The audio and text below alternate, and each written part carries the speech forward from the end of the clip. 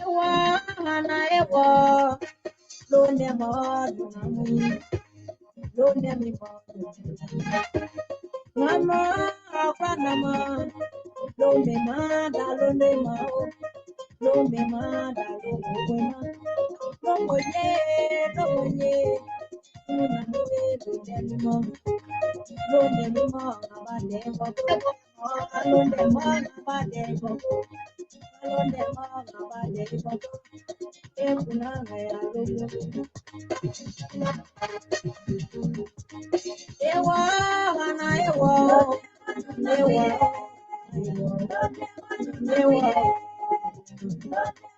ununami komie ekuna ngwe londe mi ma ya londe ma abade babo another one now egina another one now egina ewa ana ewa londe ma namoye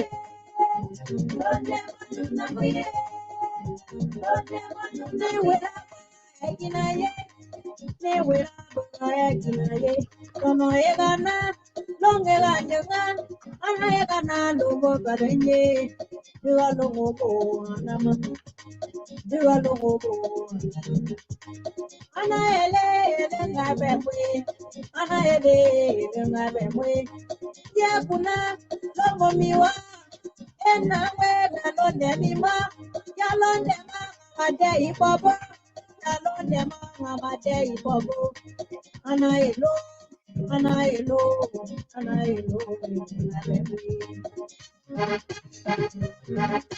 ewala ana ewa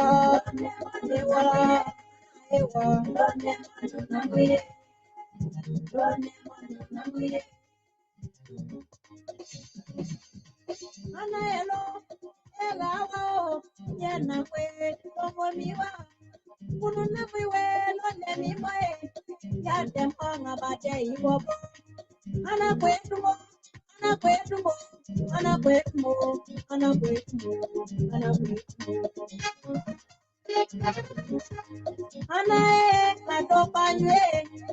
Anae adopanywe anamo adopanyo malo na wasanyo sandela juwa ba walongo engana bale kamobo kabalu debo ewa ana ewa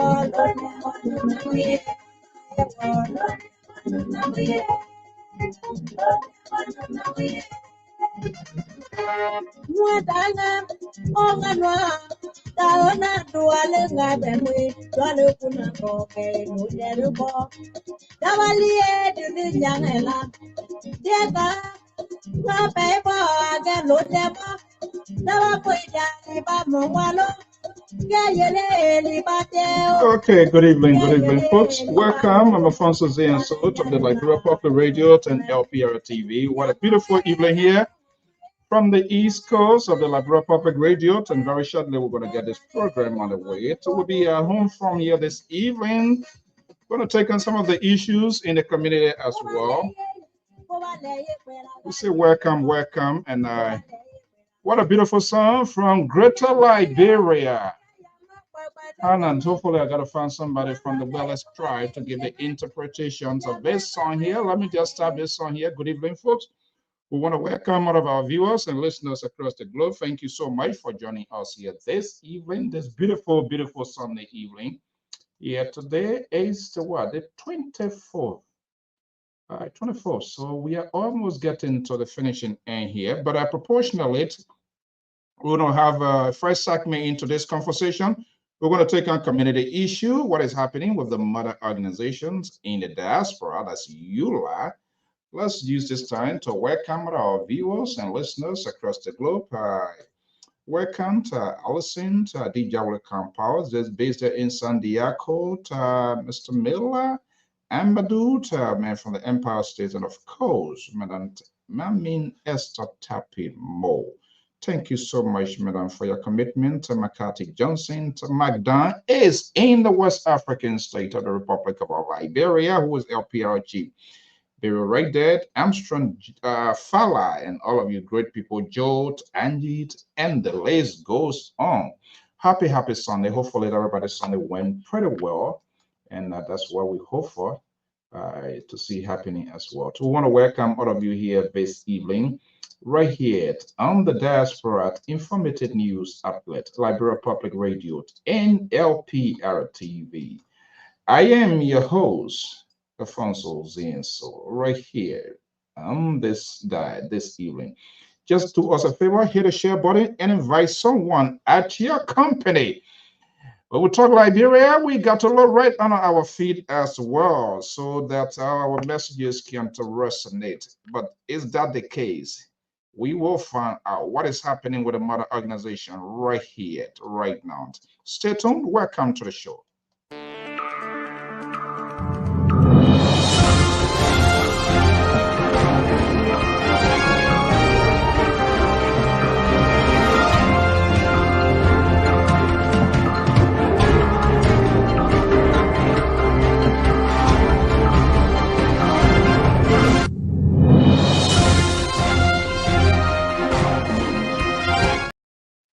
Good evening, good afternoon, good morning, depending where you are, your locations. Of course, I am your presenter, your anchor, Alfonso Zienso, right here at the Diaspora Informative News Outlet, Liberia Public Radio.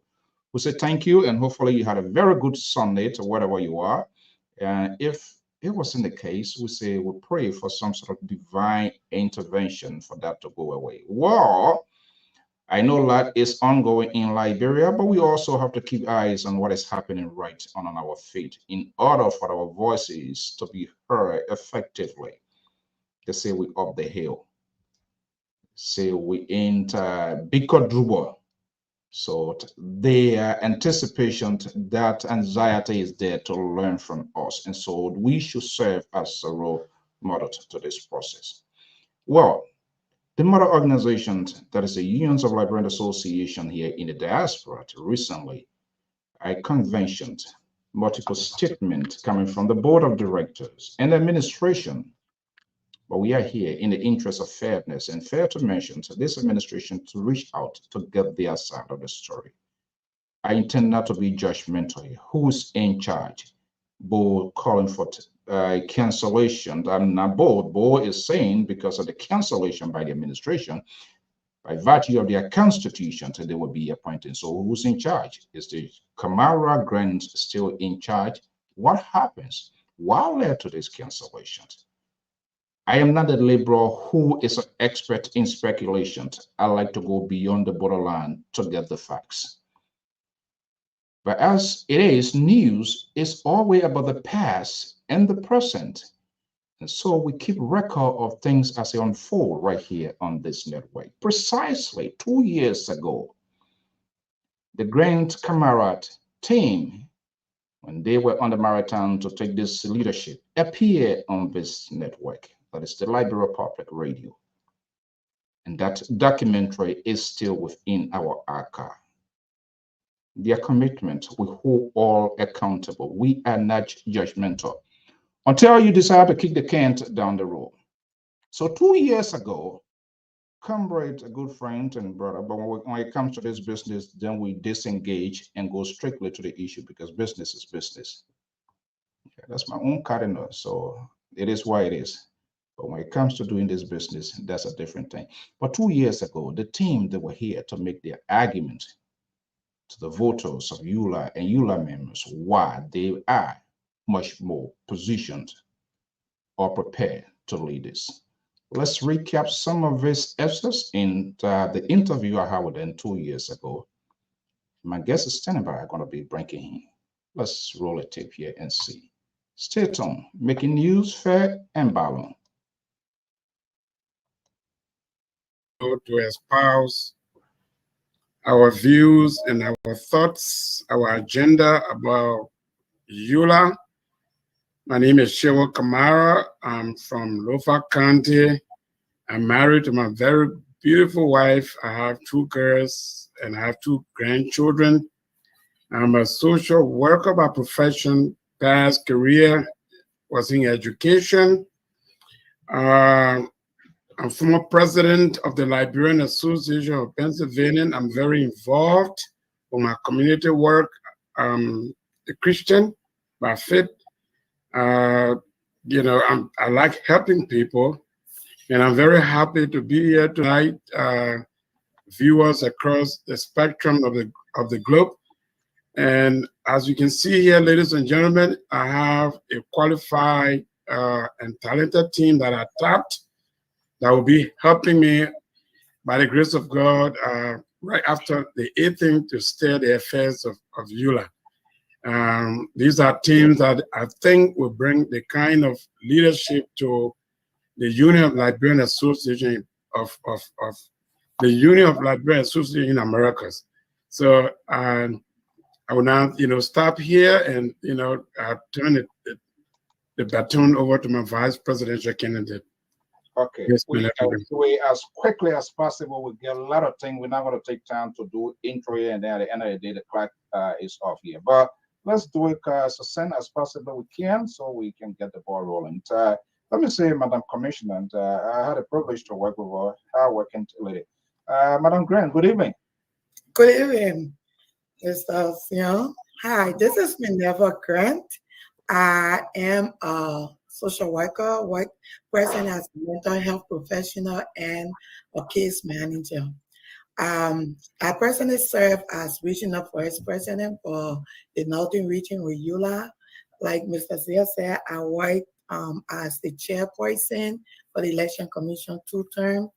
And right now I am working with Mr. Shehu Kamara. We are fighting for the president and the vice presidential position of ULAA. I live in the beautiful state of Minnesota, and I have 2 children, 2 grandchildren, and a host of other beautiful relatives. Thanks for being on the show. Okay, that's her right there. I thought she was in retirement with ULAA, and I'm knowing she still has that extra streak. So thank you so much for giving back. I'd like to go to Mr. Bassi. Bassi, are you there? Unmute your mic. Yeah, I am here. All right. Okay. Thank you, Mr. Alfonso, for inviting us to your podcast. And I am Alexander Akubazi. I am the current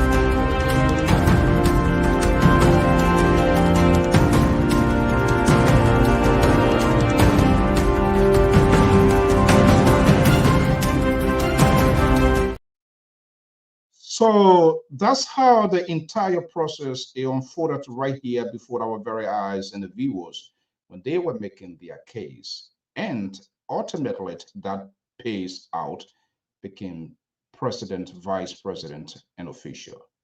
2 years after, what happens? Almost what is going on in Liberia. So, in the interest of fairness, the president is here. Let's get the other side of the story, or potentially we'll get to the ball. What is the status of ULAA as we speak? Joining me from Pennsylvania is the president, Comrade Shehu Kamara. Is he still the president? Am I saying the right thing? Bo is saying one thing. Why should I be saying something? Let's hear it from the house's mouth. The president is joining me right now. Let's have this conversation. Comrade Shehu Kamara. I see that national president. So is that a title? That title is still in place? I'm still national president, Comrade. Okay, so who am I just want to make sure. Good evening. Good to have you here. This is not what I proposed. I thought we were going to be talking, and I will still give you the opportunity, your 2 years achievement, things that you did in ULAA. I've been seeing a lot of the releases. So I'm not one of those guys who always focus on the ugliness of the ugly side of the battle. No. So we're going to do it. So let's neutralize and stabilize this conversation here. So then later on we will celebrate. Okay. So how is things? Are you still at your headquarters? I'm still at my headquarters, and I'm still the national president. even if there was a new candidate elected on Saturday the 16th, the ULAA Constitution and the framework of that Constitution provides that there should be a smooth transition for power. So I will still be president up to the next 30 days. So I'm still national president of the union. However, I want to move very quickly to just say that what happened, ULAA does not have a precedent for what happened. The convention was convened, a motion was on the floor, and it was seconded, and the chairman of the board of directors and the secretary of the board, who in presence of Africier and Reverend James Barkley, who is also a congressman in his district, disrupted the convention. So this is a January 6th, a ULAA January 6th. So let's do it in bits and pieces. There's a strange and strong word coming. I have not heard that from you. Disrupted. Is that what you said? I just said that, yes. The chairperson of the board of directors, a motion was on the floor. The assembly convened. The assembly convened after many negotiations of issues that were before the assembly. The assembly convened. A motion was in place. It was seconded. Once the motion was about to be tried, the person who led the disruption was Africier, former chairperson of the board of directors, and James Barkley, who physically attacked me, tried to grab the microphone from my hands. This is more serious than what I thought. So let's do it in bits and pieces. You are not on trial. I'm not, no, and then I have no jurisdiction. So you are at liberty to plead the fifth where you find necessary. A motion was on the floor. People are listening. Let's look at what that motion and the gravity of that motion, where that motion came from, who filed the motion, and for what. So this is what it was. It's a little bit an explanation. There were 3 chapters who there were problems in those chapters. One was Georgia. Georgia members complained that they were marginalized. They were marginalized, and their president or executive director ignored their plea. The leadership invited them, and they ran quickly to their godfathers on the board. The same issue with Fulao. What do you mean by godfather, Mr. President? Oh yeah, I mean the godfather is that the according to the Constitution, Article 11. Everybody calling me. Some members of the board, some members of Georgia complained their leadership. To the administration? Yes. So there were two components of it. One, honor their constitution. When you pay your dues and you appear consecutively in 2 meetings, you become a delegate. However, the administration denied 8 persons to make the delegate list. But guess what it did? They quickly ran and put 15 other individuals on the delegate list. And the members of Georgia and the complainants said, show us. You deny us 8 persons on the list, but you got 15 other people on the list. So show us the proof. My administration, obviously not in electionary matter, but the administration sits the delegates we invited them to come and talk about this or to resolve whatever issue they had. But instead, the executive director ran where he thought he could seek refuge. And he went to the board, and the board decided to give him or to grant him permission to sit at the convention. So all I was doing, Alfonso, so all I was doing was that your fate would be decided by your peers at the General Assembly. And that was interrupted by the chairman of the board, the secretary of the board, who physically grabbed my hand to take the microphone from me. Yes. So, according to you, a complaint, the administration, I'm very much familiar, your vice president has served on this ULAA commission 2 terms, the one that brought Gisler, how you call it, Baltimore, I can't even remember the year now, but I know the inside that was 2011, I guess. 20, okay, see how time fast spent. But the administration should be the one to intercede, to handle issues within chapter if for any reason, unless the constitution has changed, that I don't know, then maybe the board come in. In this case, from what I'm hearing from you, your administration did not have the opportunity to stabilize, to find solutions, maybe never investigated, didn't go in depth and went out to the board of directors. Was that the case?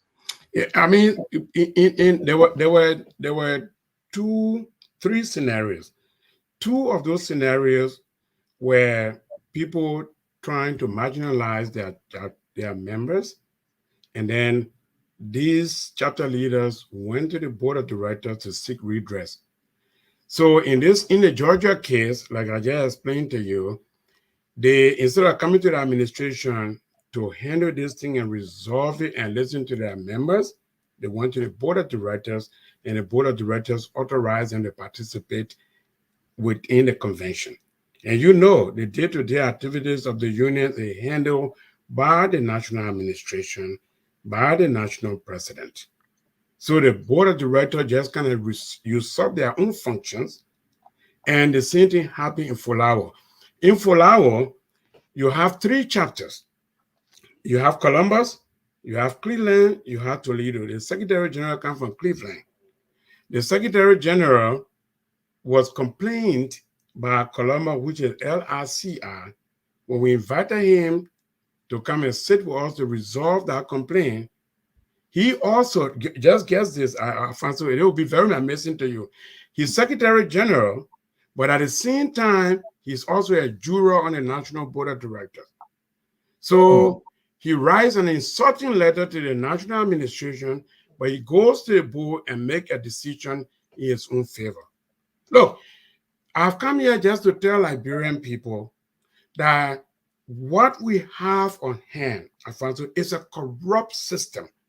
Even if it did not happen under my administration, it was going to happen. It was going to happen at some point. You have people that usurp their functions, they have complete respect for, they got no respect for anyone. Okay? So all I was trying to do is that if you treat your own chapter members like that, the convention will decide your fate. And that's where we are. So nobody disrupted it. I convened the assembly. I called the assembly to attention. There was a motion on the floor. It was seconded. And nobody has disrupted that convention but the National Board of Directors chairperson. So, okay, let's have a conversation here. I'm willing to. Yeah. So let's do a little bit of backtracking here. The board and the administration somehow, some way should work simultaneously. The board should help the administration to achieve its goal. Board should be able to raise money, go out there, find fundings for the administration. But unfortunately, our board, most of the organizations, not just only ULAA, from time to time, it has become a chaotic situation. What was the relationship of your administration and that of the board of directors?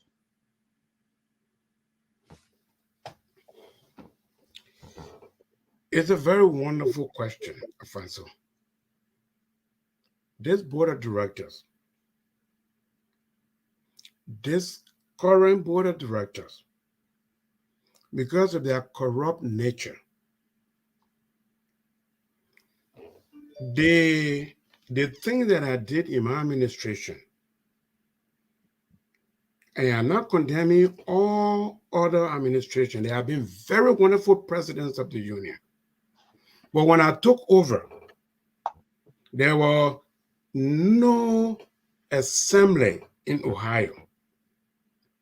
But when I took over, I submitted them a budget twice. In January and February 2022. To the board? Yes, to the board. And then I submitted them a list of nominees, qualified nominees, to serve on the National Social Services Council, to serve on every committee. They never, ever even had the gust until somewhere close to September in 2022, just a few days before the Georgia Convention. And they rushed, Alfonso, they rushed a confirmation hearing. And you know for how many of them? Some of the people are even forgotten. When you say rush, when I say rush, or just imagine, Alfonso, 2022 March, we sent lists of nominees that were vetted by the administration. We sent it to them. These people never, ever called those people. Why? Because they want to do business as usual. They are corrupt individuals. The only regret that I have really is because the way I'm thinking now, if I talk like that, I will be in the public square with the Liberian people. These are people who, I don't even know if they know their own left and right. Okay. All they want to do, I come here, Alfonso, all they want to do is... No, I'm not, I'm just, hold on 1 second. The conversation is about to get interesting. Your vice president is here. Someone that I know we work together. Huh? They are very corrupt. Very corrupt. Who, the vice president? Your vice president? My vice president. I'm talking about the board of directors, especially the leadership. The leadership, not all board of directors. Okay, let me bring in. Okay, let me bring in the vice president, Madam Maniva Grant, a good friend. We all work together here, and we're just playing this woman. I work so hard for this organization. They almost beat up. They almost beat up or whatever.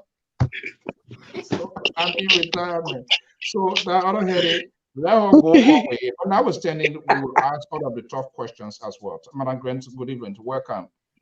Thank you, Mr. Sir. Thank you very much for inviting us to explain the story.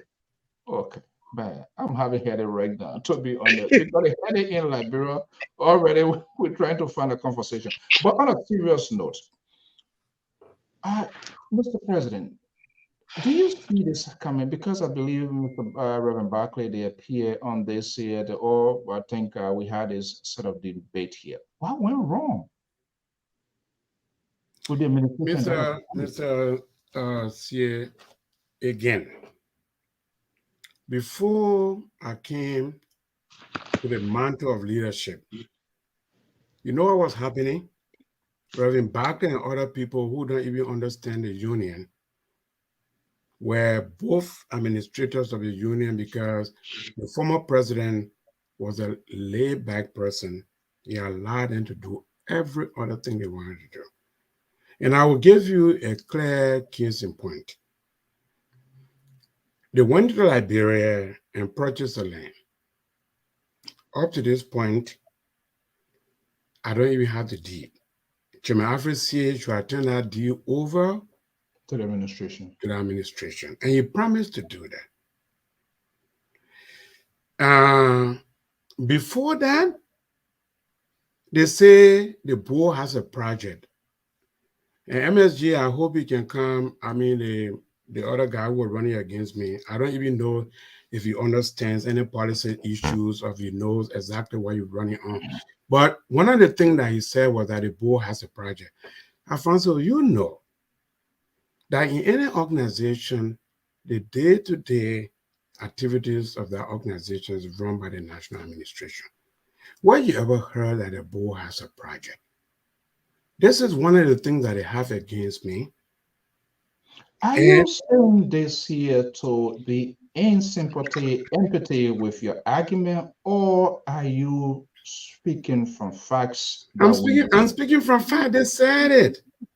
They said it. You didn't allow the board to have his project.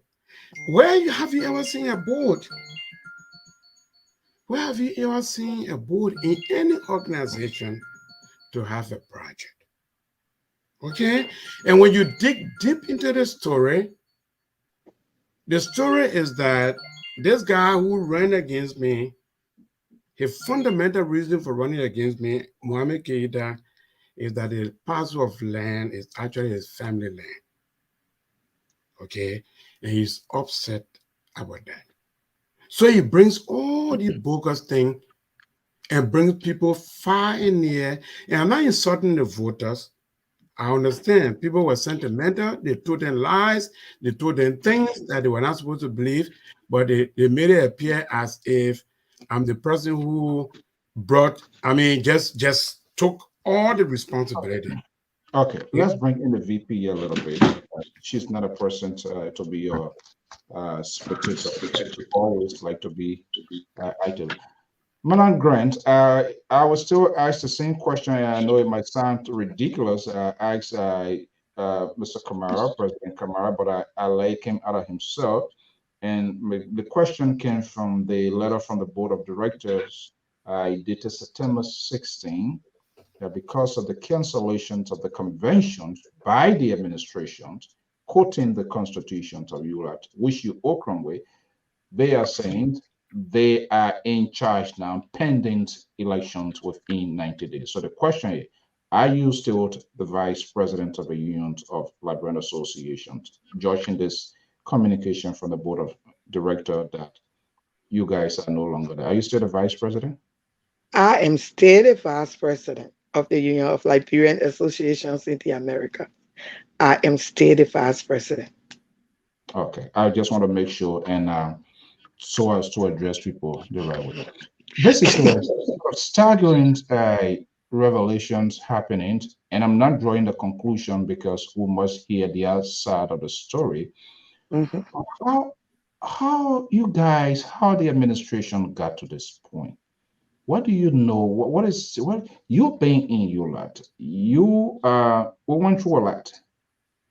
I for sure I know. I can testify how this train derailed and got to this point. Oh, Mr. Saul, the first thing I would say, people, first thing undermining, all right? The leadership of the board of directors, what I believe they undermine our administration from day one. We try our best to work with them, but always we have certain things that will come on. The president do this one, oh, send in your budget. He will send a budget. Then he will say, oh, no, this is not the right way. Do it this way. I mean, it was just too much of undermining. And then it came to a place like, I would say it like our revenge. Because you came, you bought, you defeated somebody that we were supporting the last election. So now we're going to put somebody against you, and we're going to make sure that you will be defeated. With everything the president did, with everything our administration did, to make sure that the elections were going to happen free and fair. If you call the elections commission, now one day the president pick a phone to them and say, oh, you do this or you do that. Any letter that came to our administration concerning elections, the president forward it. We're all icy, we're all intervening.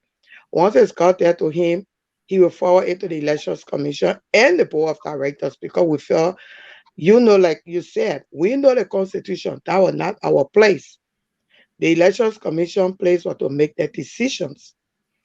When you get a former vice president of the union stating, when the whole thing was boiling, stating that we are coming to Philadelphia for the convention and it's going to be physical. This former, yes, I can text you Yes, he said it. Did the administration to desire, not to interrupt, do you desire to physical people might have variety of interpretations? What was he really saying? Did he go further? That's what I wanted to know. That's what I wanted to know, because they were in this chat room, they were talking when I think you heard about the 3 chapters that the president, when the chapter members wrote, 2 of the chapter members, they had the 2 chapters that were in confusion with their delegate list. Some of the members wrote the president, and it is in the Constitution. When your members have problem with leadership, they get the right to write ULAA's executive president for them to get informed. My first interaction with ULAA, that where I got into ULAA, because I was with a chapter, the Liberian Associations in Madison. We had problem with the leadership, and we wrote, and they came, and we fixed it. We went to the resolution for us to go to elections. We did everything, okay? So it is in the Constitution. So these two chapters, the membership had problem with the way the delegate list came out, and they wrote the administration. One of them even wrote the Elections Commission. The Election Commission told them, say, hey, we don't take care of delegate list. We don't accredit delegates. We are sending it to the board. I mean, to the executive, because the president accredited delegates. And when those letters were sent, the president took his time and wrote the 2 leaders, say, we've got complaints from your delegates, from your members, some of your members. Let us meet. He even proposed the time, because we're looking at it was like 1 week before the elections.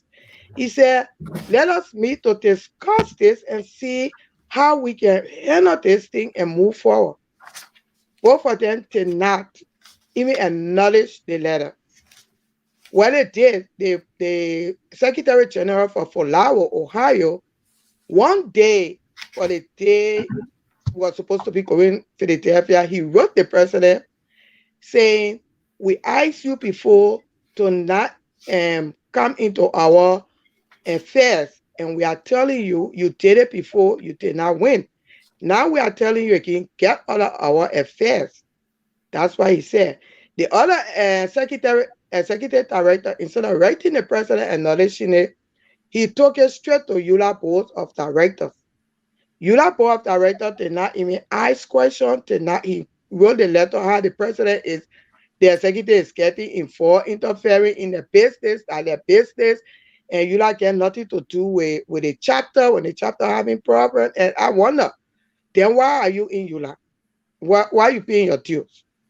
Why are you? It's in the Constitution. ULAA gets involved when members ask them to get involved. So I just to tell you, so that when, so it went in a chat room. The chat room is called FOLAO Palawa Hut.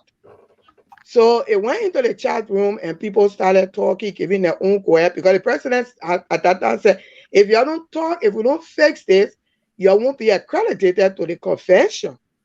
He wrote them a letter to say it to them. And that's where that letter they came from, going back and forth.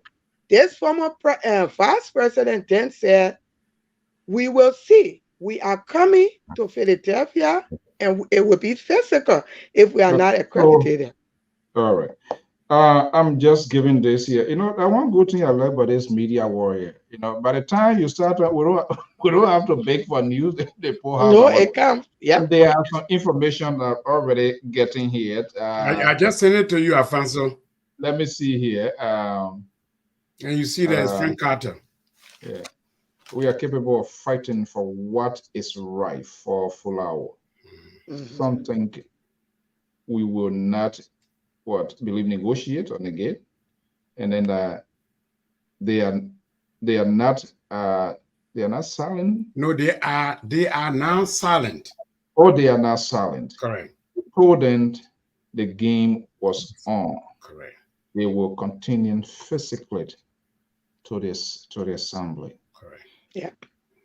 So this is okay. Yeah. So after this sort of information came, and I know from the whole thing, there was a sort of the slope with the bowl, something was going on. But do you still as administration, took the risk to have this conversation with the board of directors? And if so, what did they say? I see me or the president? No, any of the executive can respond. Even though somebody wrote it, but they say, well, I said this in different ways, but just to put people on the record, do you further expand? Hey, I don't know, we're going to be physical. You're going to help us to remove a chair or the sitting places from this place. So, Alfonso, this is what I will tell you. This is what I noticed, right?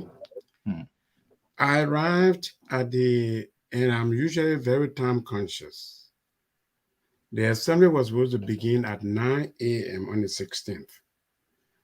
When I arrived at the Victory Harvest Church,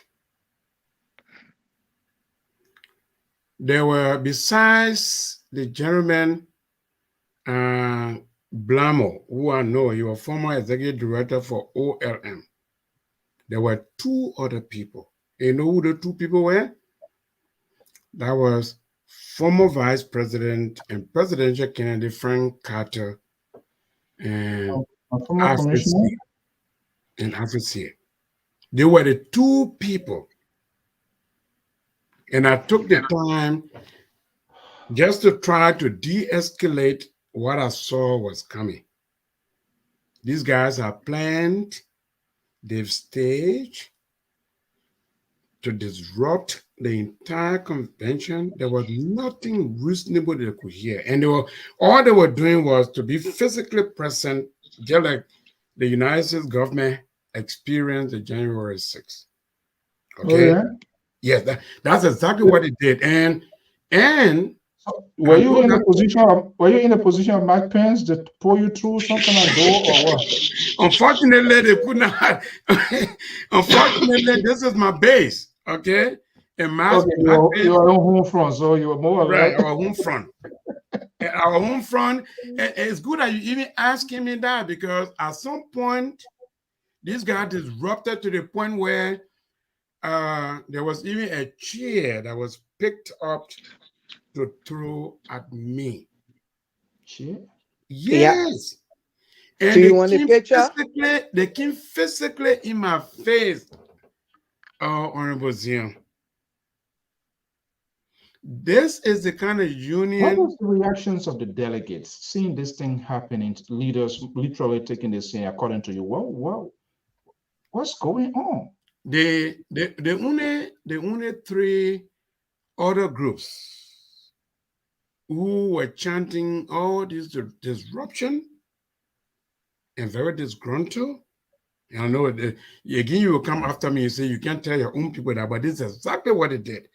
They were very, very they have nothing. They were Iowa. Are you throwing all of the kitchen sink on these people? What was your own aside what you told the administration that went wrong to get to this whole thing? I tried to execute the convention to the best of my ability. And everybody who saw me, these people, like I said, Reverend Barkley, who is a councilman in Pleasantville, literally grabbed the microphone. I'm telling you, as the top of my career, I would have slapped the bucket out of that guy, but I couldn't do it. I know, because Karina would not easily let that. Exactly so. I couldn't do it because I'm national president. And I didn't do it out of weakness. I would have slapped the hell out of him. But I restrained myself. And they took it for granted. All through that assembly, I remained calm. I remained resolute to the best of my ability. But I'm telling you, the 49th General Assembly was disrupted because Africa. Are there extended forces or invisible hand behind this thing, you guess? Oh yeah, Georgia and Fulawa. They told them you will come and you'll be seated. Now, this whole thing here, we have this Reverend Palant, everything that went wrong under the leadership, they hold the leadership accountable, responsible. Who is taking responsibility of this? I take a share of the responsibility as national president. Before why? Why? Because I did not envision that ULAA would be in this place after 2011. I tried very hard to ensure that the union remain intact and the union is stable. But the only thing that I don't have medicine for, Alfonso, is that I don't have medicine for grudge. Nobody has, a remedy for anything that is, outside of their ranks. But national president, this is not how I wanted for the convention to be executed, even if the other candidate would have won this election. The union, I wanted to remain intact. But I would have, even if you ask people, Alfonso, at some point, I was trying to make sure that the motion was voted up and down. People who are close to me even were afraid. Why is he doing this?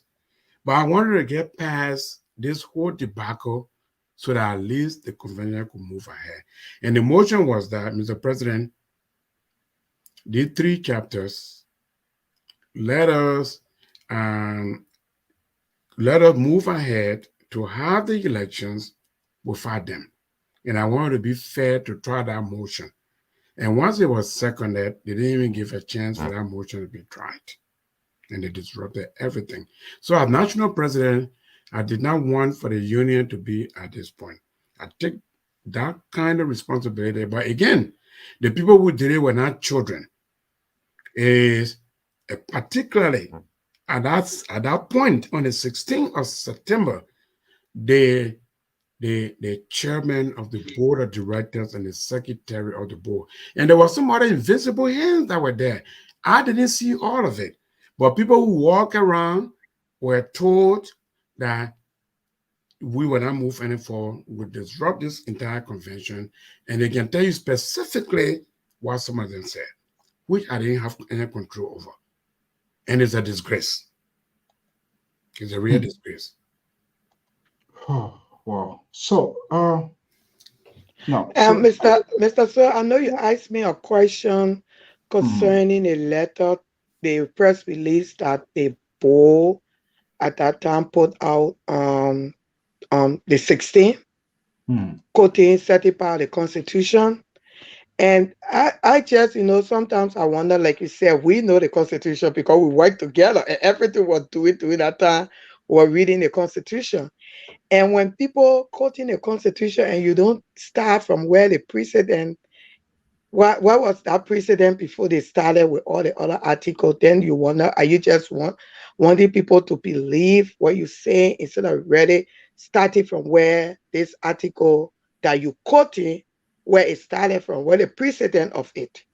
When they put it out there that already the election, when they were quoting chapter 5, article 5, chapter 23 at elections, and they were quoting, and they went on to quote article 5, but then they forgot to start from the beginning, and it really start from article 4 when you were about elections and why in 90 days the board would take over, the board would do this.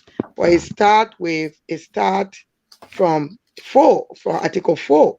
So if you read article 4, it talks about notification of an election. And then they tell you, it said election shall only be notified for gross violation of the Constitution.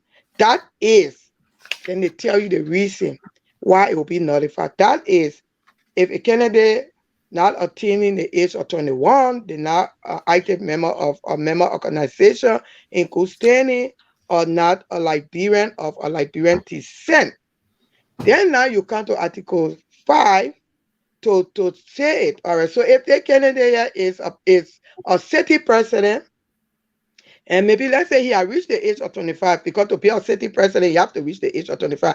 But now the person you're running against found out that you are not of Liberian descent, and they can prove it, or your chapter is not in good standing. Yes, that's the time the election, the result will be nullified, and then the poll will come in to say, all right, and even talk nothing about interim government, nothing, So, you know. yeah. So yeah, so that, yeah, all right. We don't have other time, but this is it look like it reminds me of my own our own Liberian community here with Vanilla Savage and all of those kind of things. Yeah. I don't know which direction ULAA is leading at. I'm wondering who is the chief custodian and who has the authority presiding over the finance here. But this is an image here. Is this the chair they wanted to beat on you or what? Yeah, Yep. that's the chair. That's the chair. Who are those grown-up people holding chair in their hands like that? This is unbelievable. Yeah. I mean, I'm just only acting on this image. We have to validate the authenticity of the picture and maybe talk to other people here. But this is, can you guys say this is the convention hall? Yes. Yeah, it is. It is. Yes, it is. To be honest with you, I only learned about it later on. I didn't even know that people were trying to throw chairs at me. Oh, the only thing I know is that We don't have anything yet. Reverend Baptist grabbed my hand to take the microphone from me. That's all I know. Yeah. Okay. We don't have anything on this network here. Who this gentleman person in the black and you see the guy in the jeans pants and all of that? Who was throwing, because everybody hands going, I don't know, somebody try to intercept or somebody, they all there putting the chair in the air to throw it at people. Can let me see, Madam Vice President, can you recognize another one? Okay, the guy that holding the chair, he took the chair to throw it. And then the guy in the black, for a fact, he is the chairman for the finance committee on the board of directors. One Shaka Sharif from Atlantic City. He's the chairman. From Newark. Newark, yeah, from Newark, yeah. He's the chairman. So apparently they either holding it, trying to get it away from him, because my son was at the convention and he went to him after they put it down, because we were standing up, and my son went to him and told him, say, if that chair were going to reach to my mom and Mr. Kamara, that's something else we're going to be talking about. So yes, at the convention center, this thing happened, and so many things happened there, Mr. And so a lot of, pictures are there. A lot of things happen, even video. I hope I could send you the video where you see, at that time, people say, oh, I first say it's the chairman of the board. No, doing convention, because the convention was called to order. You don't have chairman of the board again. Everybody regular and Sam the person. But he was there. Conversation here tonight is just a prelude here, because we have to get more information, not just only from you, from the other side, about, and perhaps even also hear from them, because this is, for whatever reason, is ULAA alive? Yes, we are still alive. Alfonso. How? Well, the thing is, and I'm asking you, I will give you the opportunity.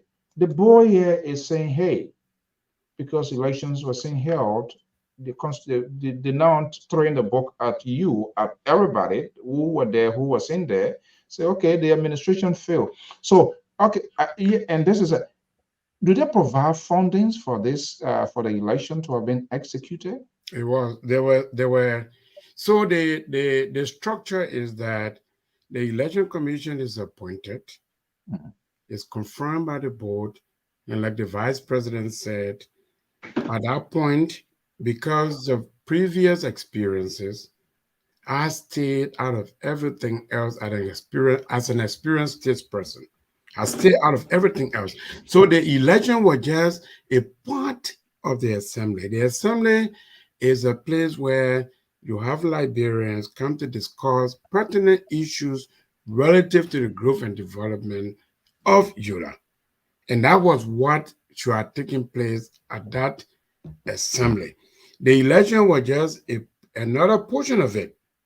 So once the assembly would have been over, if everything was cordial and they would have allowed us to execute, the plan that we had.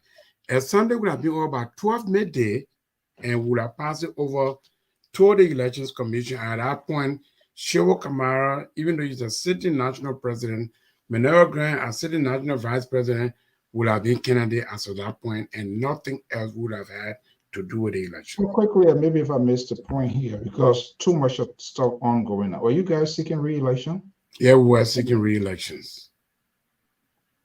And more or less, the administration, I know election commission is an independent thing, but correct. Administration always have the upper hand, the hammer to do whatever do. Did your administration did everything possible to create a fair and transparent process that could not even be part of all of this? I'm just curious to know. Go ahead, Madam Vice President. Go ahead. Mr. Say we did everything possible. This eruption that happened at the convention is not about all Shehu Kamara team were cheating. It came about because of 3 chapters that one of the chapters was denied by the Elections Commission. The other 2 chapters had problems. And we called them, we wrote them. The membership told us to intervene. We intervened, we called them, and they decided not to honor our intervention, not to honor it at all. So nobody would say, oh, Shehu Kamara team wanted to cheat, and that's why the election was called off. No. You know what, Mr. Say, we're not even you know what we did? I think 10 years ago, by counting the ballot, where they cut the lights off on us. Nothing. We had electronic voting machine that were there to do it. So we did nothing to say nobody would say Shehu Kamara was talking to cheat the election. So, Madam Harris, I would be glad if you can share some of whatever you have here. I see Madam Hunter here, who was one of the former vice presidents. I saw Sarah running from podcast to podcast with my help. You guys, loser, already loser. So this is a clear indication there's a really, really divided house within ULAA. So I'll open the phone line. We will have tonight. Not going to be the last conversation on this here because I think we need to know much more of what is happening here. Because I would say this is despicable. It's a complete disgrace. It makes it difficult. We as facilitators and angered radio hosts, podcast hosts, journalists, whatever it is, and trying to project something of our country and for people to see this sort of thing. And you guys are the same very people leaving to go in government. And then one will begin to guess this is why we see how convoluted and polluted the system, because people here, they are intolerant. They're not able to contain themselves. Yeah. The idea to see physically grown or men, they're not children, they are not kids, no toddlers see in there, to pop cheer in the air. Let's assume there was something ugly ongoing. This is why we have what I call conference. You sit and have this sort of conversation. And the board, the administration, elders, or other community leaders, and all of that. So are these some of the reasons why people do not even want to bother with ULAA? Because ULAA should be the mother organization to do everything possible. But people, they are folks in leadership, it's all about themselves. The organizations greatly loses footing because of whatever greed, and this is where we are. How can this? What is the solution now, Mr. President? Do you want me to make a statement before you open the phone line? Look, ULAA has had very great leaders in the past. Yeah, but when I came in, and ULAA rule has helped our country. For example, the democratic tendency we have currently, whether you criticize ULAA or not, but ULAA has played that role. ULAA has also played advocate role. But when I came in as president, everything was basically in ruin, this administration. And for the last less than 22 months, we did impact the Liberian refugee immigration fairness, where a lot of people are about to lose their status. We brought in chapters and reconciled and healed chapters, okay, and got in leadership. We also went to Liberia, and I know there were former leaders who impacted that national agenda, but dual citizenship came. and many other things happening under the union that are very great. We also said for one of the first time that we moved what was the Diaspora Development Fund was also orchestrated in a way where it became the Liberian Diaspora Fund, so that we can help our country. So we did all these things in less than 22 months. So we have done much better, and in fact improved communication, brought young people on board. Alfonso, if you have been in a hall the other day, you saw a young lady, Danielle Washington, who was recording the list of delegates. ULAA is trying to reform itself from an old age, group of people to the next generation. All these things are happening under 22 months. However, what we don't have control over is the fact that people want to reverse everything to the past and take the administration down. And I can tell you this, if this was a bet, right? If this was a bet, I can bet you Liberian people, you take this thing and give it to MSG, you will not even move it one step. Who is the MSG? This are okay. No, if you will find out that for yourself, but that means it's not even a popular candidate. So we don't hire anything on LPR. No, okay, let me see that. Why do you think? Do you see there's some sort of conspiracy or something being orchestrated against this administration? If this is it, why you think they did what they did? Now, making some of these reforms, which sounds good, but again. I know there is a provision inconsistent with the board of directors. Were they just radical reforms the administration were doing, isolating the board of directors or other stakeholders for which we got to this point, or what? No, it was not. The board of directors knew what we were doing. They knew our program. They knew everything. Look, let me give you one incident that this thing started long time, and maybe Mr. Shehu being a man that take his time. And when I say take, and not in a negative way, but he takes time to make decisions, to make sure he's doing it right and work with people, and that's good. And we saw that leadership last week, Saturday. But last year, all right, we'll call it like that, in March, we got ULAA has different committees. We got good people to come and work. Remember, these committees, people working there, they're volunteering their time. We're not paying it, but whatever to vet these people. We get one giant in my own chapter they called Natalie Gray. When OLM is going down, we call on that lady, she brings OLM up. We get like the brown skin rigs in New York. I mean, we brought people in to work on these committees. Another lady in Ohio, Nancy McKay, we brought these people to work. We vetted them. We got everything. We sent them to the board to confirm these people. The board sat on it because the board said the thing that in the Constitution for the Social Service Committee, they wanted it to be under the board instead of under the executive. The Constitution said it should be under the executive. They never thought anything about, that's why I amend the Constitution, nothing. They just wanted it to be under them. And so they sat down on those people till August, when we're talking about going to the convention, people they started calling them for confirmation hearing. Can you believe that 1 year they sat on the names because we couldn't tell, we told them it's a constitution thing. We can't just get and say we're putting that committee on a year.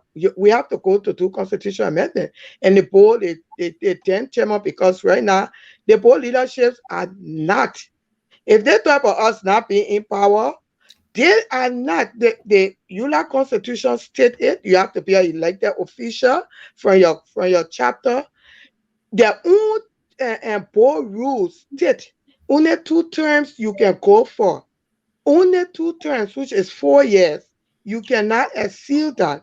But the board, 12, I won't even say 24 hours, 12 hours to convention. They went and came out with a resolution to stay in power. After the 4 terms are over, I mean the 2 terms are over, they went and did a resolution to stay in power. Judging from what you're saying, is almost equivalent to that of Alassane Dramane Ouattara in Cote d'Ivoire to restructure the constitution for continuity. I'm not sure we're going to follow through to find out that here. But to our senior analysts and contributors of the Liberia Public Radio, Sisset, Marley Jones, the Liberal Progressive, the video link is out there. And also those who want to participate, please respect our guests. They are here. If you want to call in, we'll give you the opportunity to call, and we'll have this conversation on the conversation sort of the Liberia Public Radio and LPR-TV. Let's give our guests, they're not on trial, so let them have a cold drink here. We know we can come back here. In the meantime, we are keeping track of what is happening in the motherland as well. The Republic of Liberia, the crack is eaten. Decision day in October. I will be right back.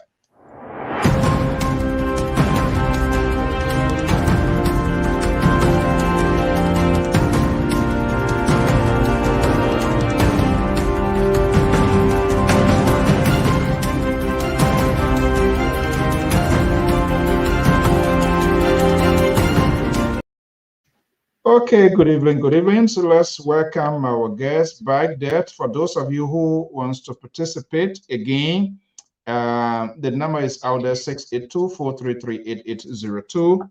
Let me make sure it's properly connected. If you are a member of the organization and perhaps you're one of those that attended that convention, we also would love to hear from you, but again, just speak of what you know. I know it's hard for people to say don't take SAR, but this is just, I don't think this is good for us as a people, as an organization. Okay, the president is here. Now we have talked about all the ugliness and some of the things here now. You as a sitting president, sitting vice president, you want to leave a legacy. With this here, do you still want to be in charge of this organization, or what is a contingency plan in terms of making ULAA to be where it is? What is a game plan now?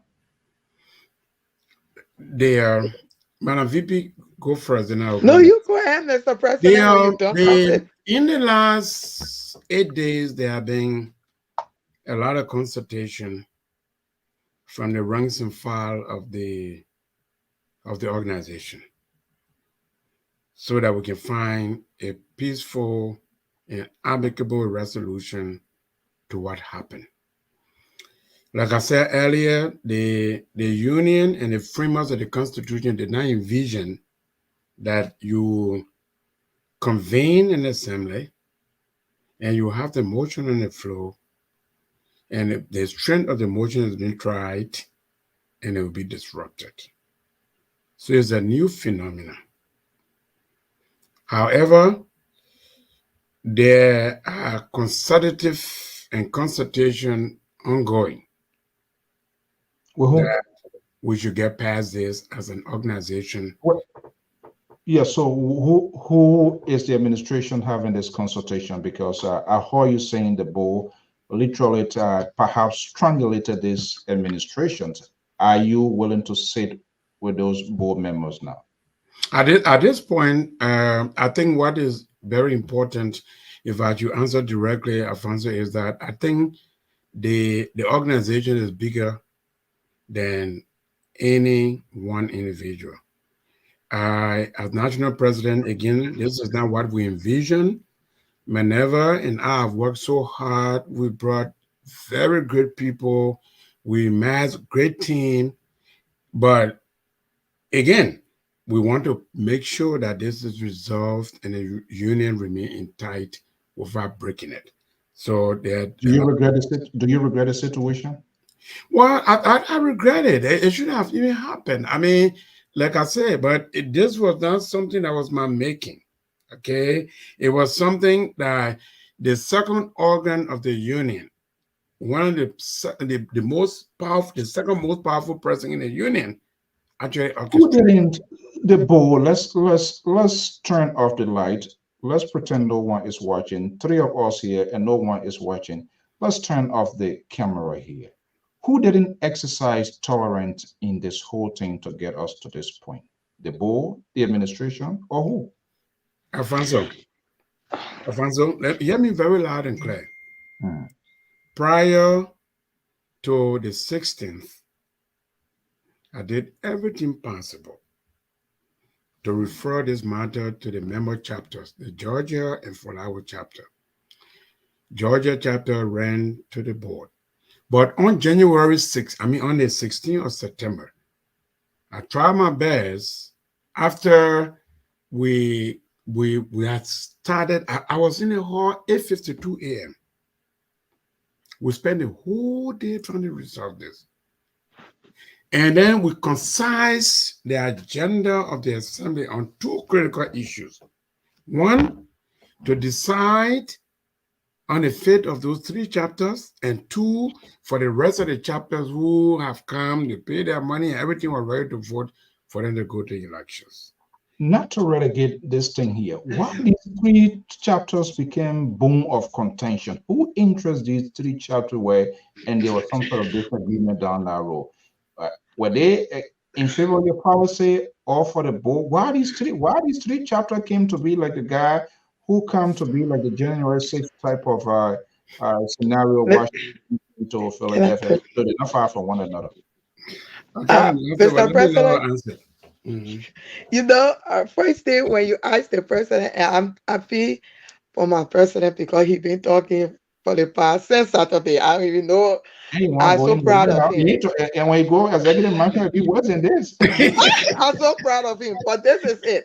You ask him, and he said it. The people we have been talking to, we did call because we have 3 organs in the union, besides the eminent council, which like they are like the Supreme Court people. But we did call the leadership, all the presidents. Majority of them came.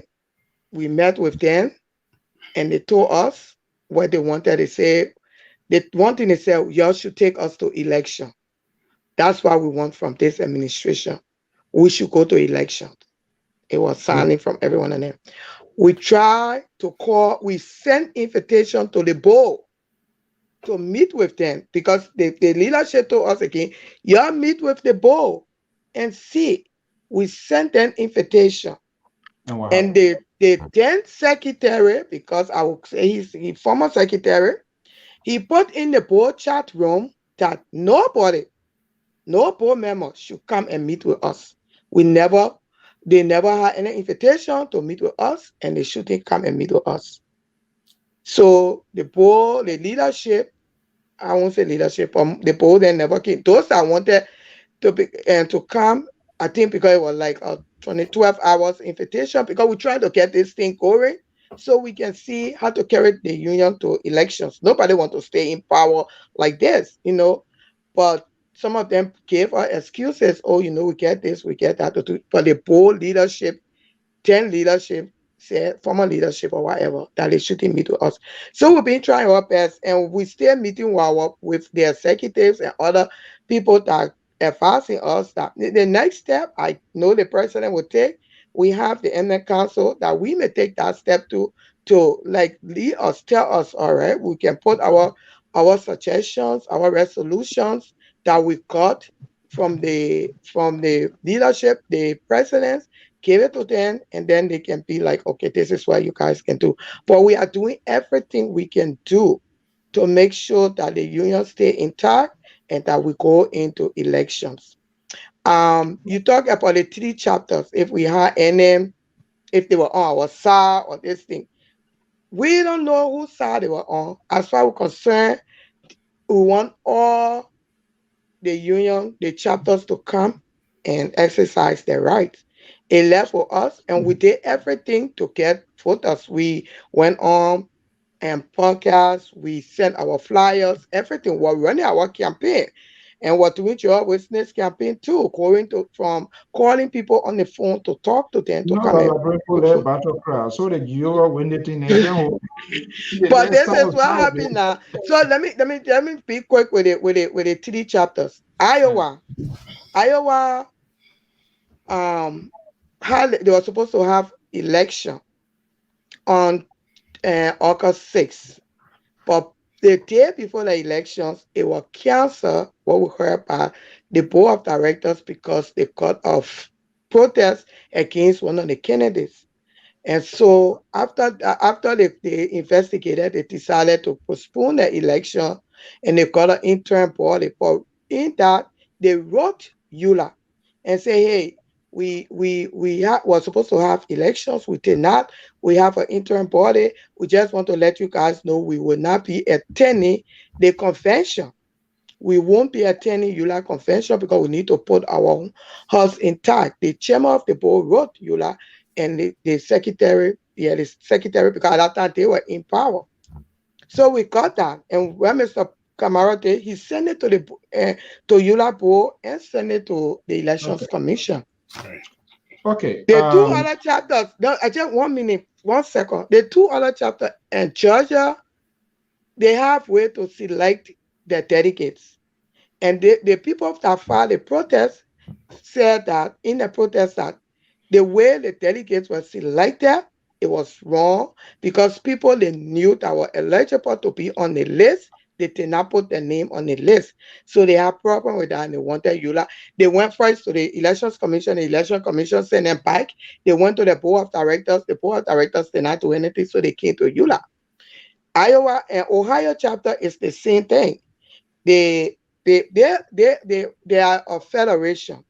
So the federation has 5 chapters, but now only 3 chapters really active: Toledo, Cleveland, and Columbus. The Secretary General, who is also on ULAA board, said, and he was the chairperson for Mr. Carter campaign, and I think he's the assistant chairperson for Mr. Mohamed Keita campaign. He said, he told his people that each chapter, the 3 chapters, should be only 10 delegates. They are entitled to 50 delegates. But he said each of them should be 10, and he was going to get the 20 delegates. Whatever he did, yeah. So that's what happened. Let's pull like on this. Let's welcome our senior analyst of the Liberia Public Radio, Jones Mallett. Are you having the 2-egg or what? Or that the conversation is driving you nuts? No, I think I'm being carried away by the vice president's analysis. Wow. You better pull yourself. So I gotta bring you in here. Now you use your word here, Mr. President, you say, well, for the interests of the organization. For the interest of the organization, is this administration willing to step aside and be the sacrificial lamb? And if that's the only way, the violations of your constitution, you have the right to run, but considering all this sort of drama, it looked like this Georgia here now we got to watch out. That they see in Georgia where they were asking for plenty of vote, and I say this is getting to be really ridiculous. Yeah, you don't have a like Georgia type now. So let me answer this in a very sincere way. Okay, look, I don't get paid for this. It's very stressful. However, it's a service to humanity. And I've done this maybe over 3 decades, 4 decades, and everything else. When you serve the best of humanity, is a work of God. So I can bend over backward, but I will just say this to you for the sake of your listeners and NPR. As much as I'm very, very kind and very, very understandable, but the framers of our Constitution did not envision that ULAA would be disrupted. Now it is disrupted. No, it's not. It's not. What happened on last Saturday, there has to be the elections. There has to be a smooth transfer of power as was envisioned by the framers of the Constitution. Will your team be participating in the election? As currently as it stands, I'm still a candidate. However, I'm willing to go very slow in terms of healing the union. That's where my team members are. What is the definition to go very slow? To go very slow means that the election was disrupted by individuals who shouldn't have disrupted the elections. We are still a candidate, but we have an open ears to what would be the best resolution to the crisis and what has evolved. So I would turn over, let me make it very clear, I would turn over to an elected administration of the union. I will not support an interim administration like the vice president quoted very clearly that, first of all, a nullification is not the same thing as cancellation. Those are two different things. Is that equivalent to you or your administration not seeking re-election or what? I'm a little bit. I'm still a candidate. And I said to you, if discussions evolve that meets the best interest of the union, we're not there yet. What is the best interest for the union, Mr. President? The best interest of the union is to have an elections. And you participating in the election? Not necessarily, but I'm still a candidate. Do you intend to remain a candidate? I intend to remain a candidate unless everything is done in good faith. Why is this clause? If Shehu and granting is being seen or perceived, and not to dwell in the perceptions of the minds of the people, and I'm not either suggesting that you are the problem to whatever that took place here, but like in your own words, for the good of the organization. And Shehu said, and the granting wants to remove themselves from the face of this year. Is that something you're willing to do, or are you still having conversation with your team as well? So I've answered again. Usually my vice president doesn't like when I do this, but I will say this to you. I would never, ever negotiate from the point of weakness. Where we are currently is that something has happened to the union that the framers of the Constitution never envisioned it would have happened. If there is negotiation done in good faith, and we are able to sit on the table and bargain as brothers and sisters, then I can see and negotiate and talk to other team members. But where we are currently, I can only say to you that this union will be smoothly transferred to an elected leadership, and that leadership hopefully will be Joshua Kamara or somebody else. There's still ambiguity into this whole thing here. Before I bring in Mally Jones here, the question was coming by kind of like sleep here. So it's a difficult one. Yeah, struggle way too.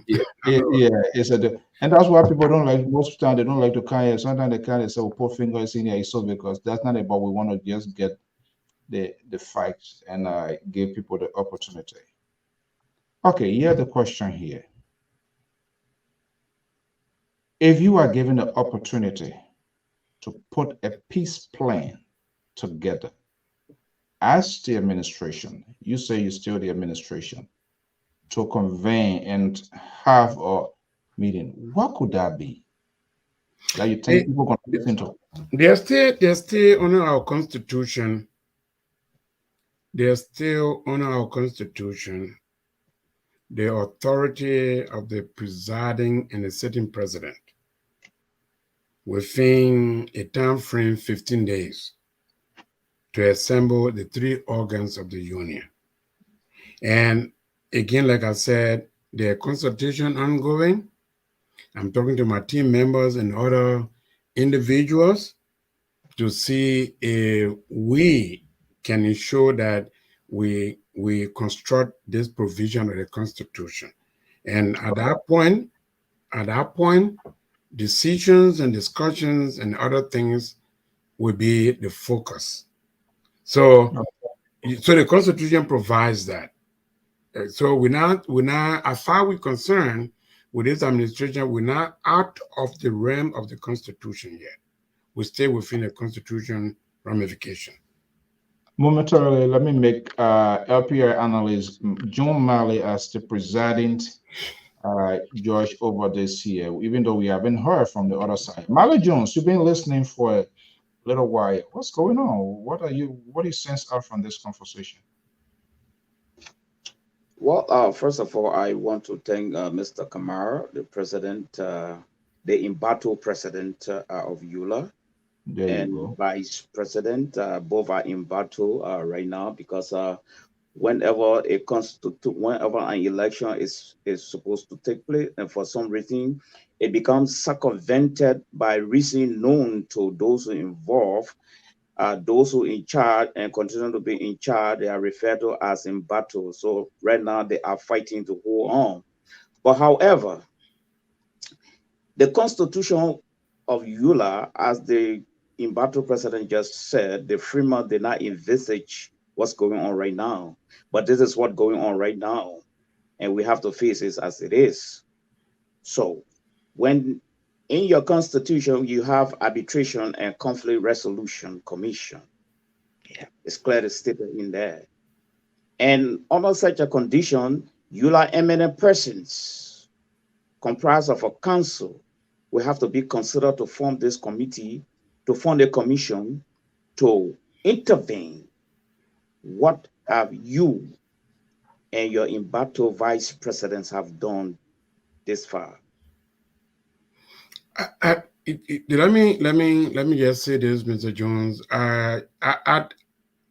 You can ascribe the word in battle, but we're not in battle.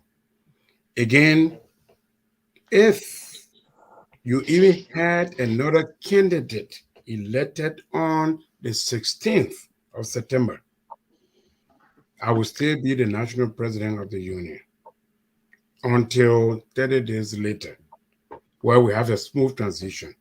So we are not outside of the constitutional realm yet. But the Eminent Council is the adjudicatory arm of the union. I still have an authority under the Constitution to convene a meeting of the three organs, and that is the National Leadership Council, that is the Board of Directors, and that's the National Administration. That is still under my authority as National President as we speak. So there might be consideration, and we are thinking about that since last Saturday. Thank you, Madam Vice President. Since last Saturday, we've been very hugely involved in its huge consultation about what to do next. So again, the consideration for the Eminent Council might be the last vestige that we will go to. And by the time we go to that, we are hoping that there will be nothing else beyond that.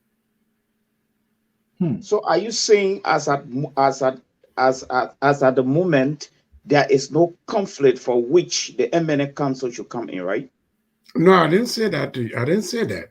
No, I just said a question, because I think at this time, I may want to infer that there's a crisis right now. So what are we waiting for to invite the Eminent Council participation into this process? Mr. Jones, like I said to you, the union has organs. One is administration. The another is the Board of Directors and the National Leadership Council. So we have been involved in consulting all of the various organs. So when we exhaust and it becomes relevant that we move to the next stage, which the Eminent Council will do that. And I think from all indication, we're going to pass it over to our big brothers and say, here we are, you need to come here to resolve this conflict. So we are very, very close to doing that. Okay.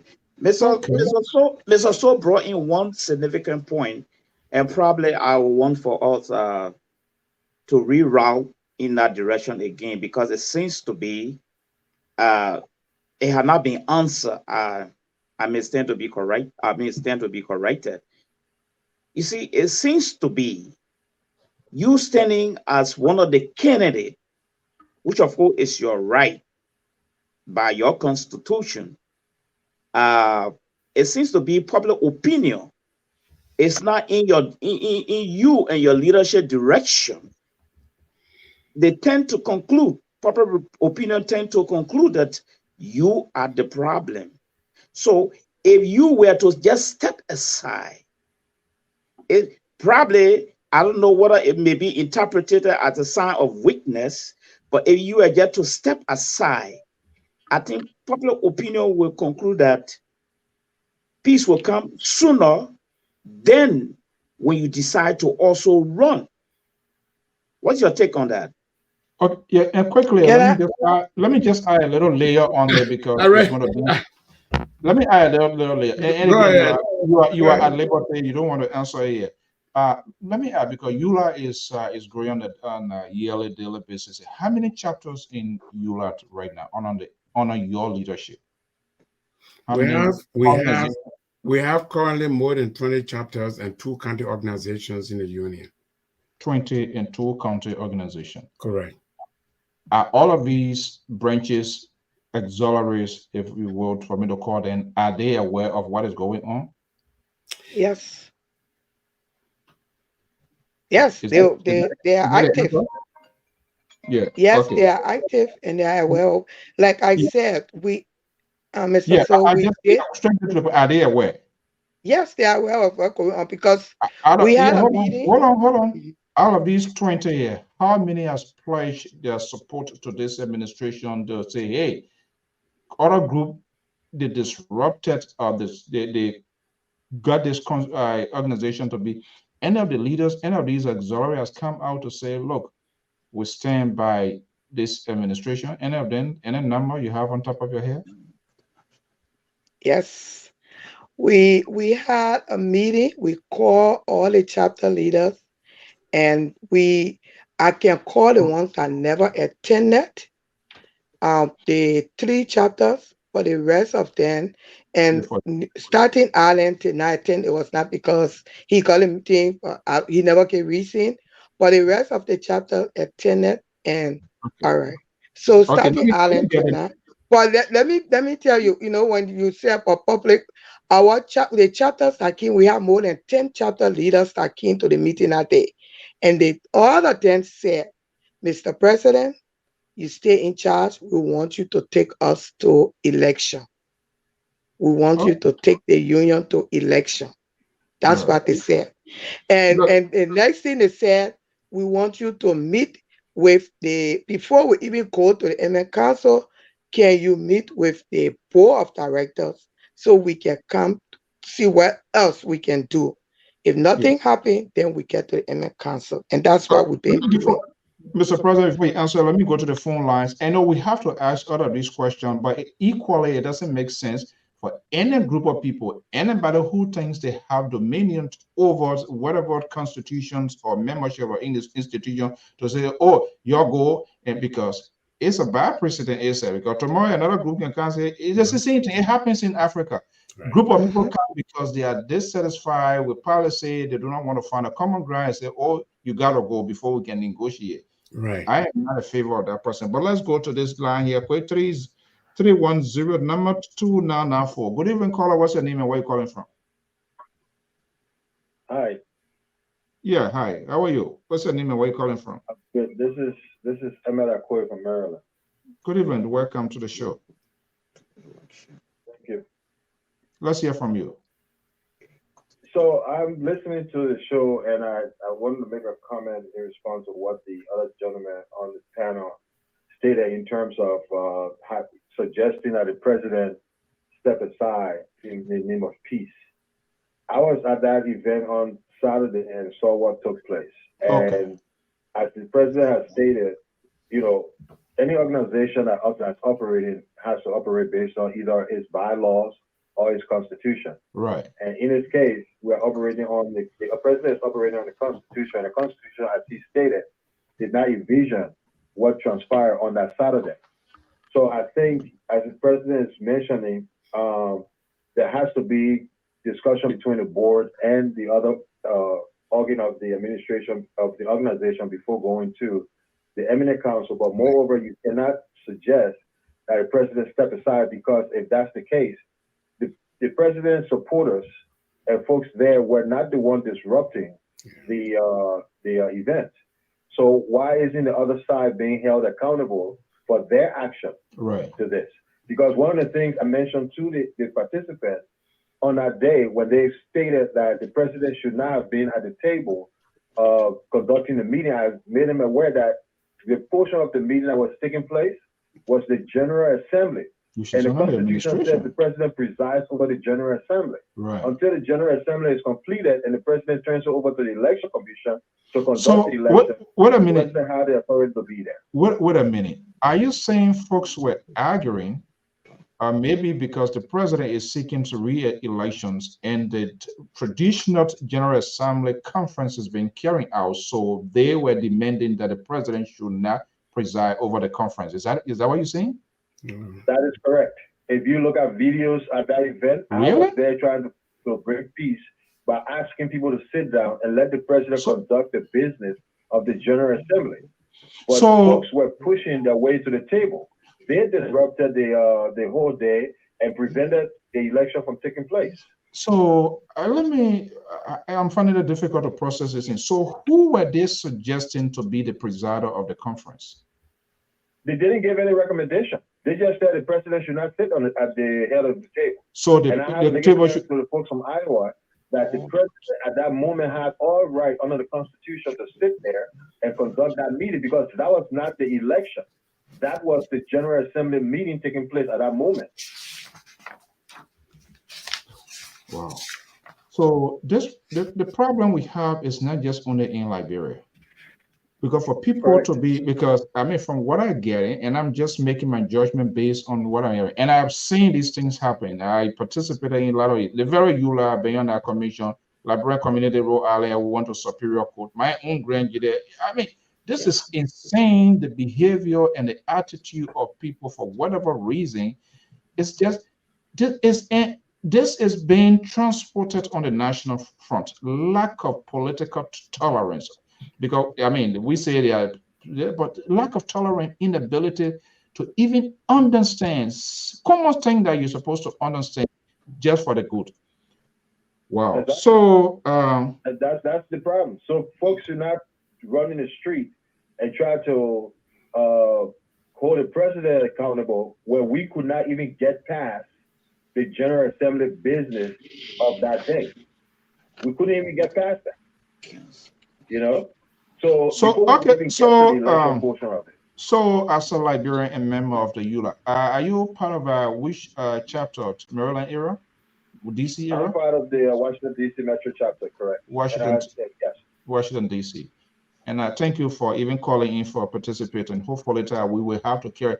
I think we need to expose some bad behaviors in our community, no matter whether they are our friends, and we hopefully will continue this conversation here. So if you were to make a recommendation from your own perspective as a Liberian and member of this organization, considering all that is unfolding, what would be a common sense that you want to deploy for people to listen to say, hey, wait a minute, we need to take a breath. We need to take a deep breath. We need to think like a human beings. Things happen, but we need to have a conversation. What would you say? Yeah, I would say this. First off, everyone ought to operate in the best interest of the organization. Because what is happening, folks are operating in their own best interest to see what is expedient for them. So if we start to look at this issue from, first of all, what is the best interest of the organization, we can easily resolve this issue by making sure that everyone comes to the table, put aside your personal differences, and let's say, hey, this is where we are. This is what we have on our hands. How can we move forward from here? Put aside your personal stuff, because everything that was happening over there, I understand politics. And everything that was happening over there were people trying to push their own agenda to try to sway the voting and other things in the best interest. And one of the things I mentioned to one of the members from Iowa was that if this administration I give credit to, because their issue was that, look, you guys have problems in your local chapter. You guys need to resolve those problems so that we don't have multiple lists being sent to us of delegates, right? But when the previous administration was in place and we had an issue in the Washington, D.C. area, that administration did not take that position. They just went on one side and ignored the rest of the other people. You see what I'm saying? But this administration was trying to be fair across the board. So at the end of the day, you guys have come through Iowa or Indiana and other, I think Georgia or something like that. They have come through. They have disrupted the event. So now let cooler heads prevail, sit at the table, figure out how we can move forward. But one of the things that has to happen is that there needs to be another election scheduled. Okay, so that thank you so much. Is the candidate in the president and the other candidate can have the people find a way to go back to the election and vote on leadership. Okay, let me pick this call and we're going to go back. Let's hear from the folks here. 770 number 6097. Caller, good evening. What's your name and where you calling from? Can you please lower your monitor? 770, are you there? Yes, I'm here. Good evening. What's your name and where you calling from? Thank you. Stephanie Logan, Central, Atlanta, Georgia. Thank you so much for calling in here. Okay, I assume you monitoring the conversation, correct? Correct.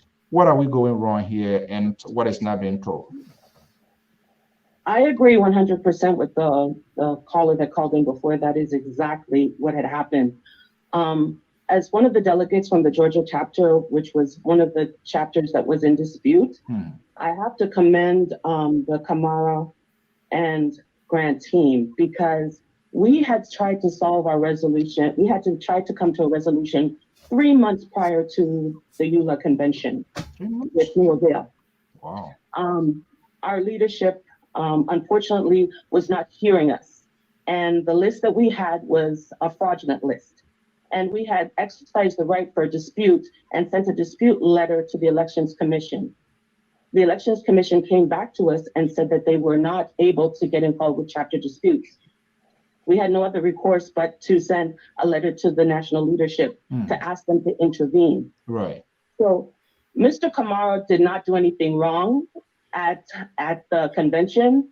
There has been precedents where chapters have had disputes and they were put aside so that the other chapters can move forward with an election, which is what he tried to do, and to incentivize those chapters that were in dispute to actually sit down and resolve their issue so that we can all move forward to have a peaceful and transparent and fair election.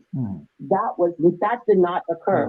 Every time Mr. Kamara, they rushed the table. He was not allowed to speak at all. Though he tried to move things forward, it was being stopped. They were trying to fight. They were trying to argue. They cursed out the vice president. They picked up chairs. It was despicable to see. And I was shocked. I have been part of ULAA for 8 years. And this is the first time I've seen such disrespect for the national leadership. So, okay, all on this network, it is a tradition, all is accountable for what they say. When you say a fraudulent list from Georgia, were they not members of the chapter? To where that came from? To who manufactured that list? Our leadership manufactured that list. As a 501c3 nonprofit organization, records are supposed to be open records. You may come to Georgia and ask for records, and they should be made available to you. Am I correct? Right. We as members, as due-paying members, as members in good standing, requested information from the membership when we had candidates that were running, so that we can vet the list and make sure that we were sending people to be delegates to represent our chapter properly under our constitution.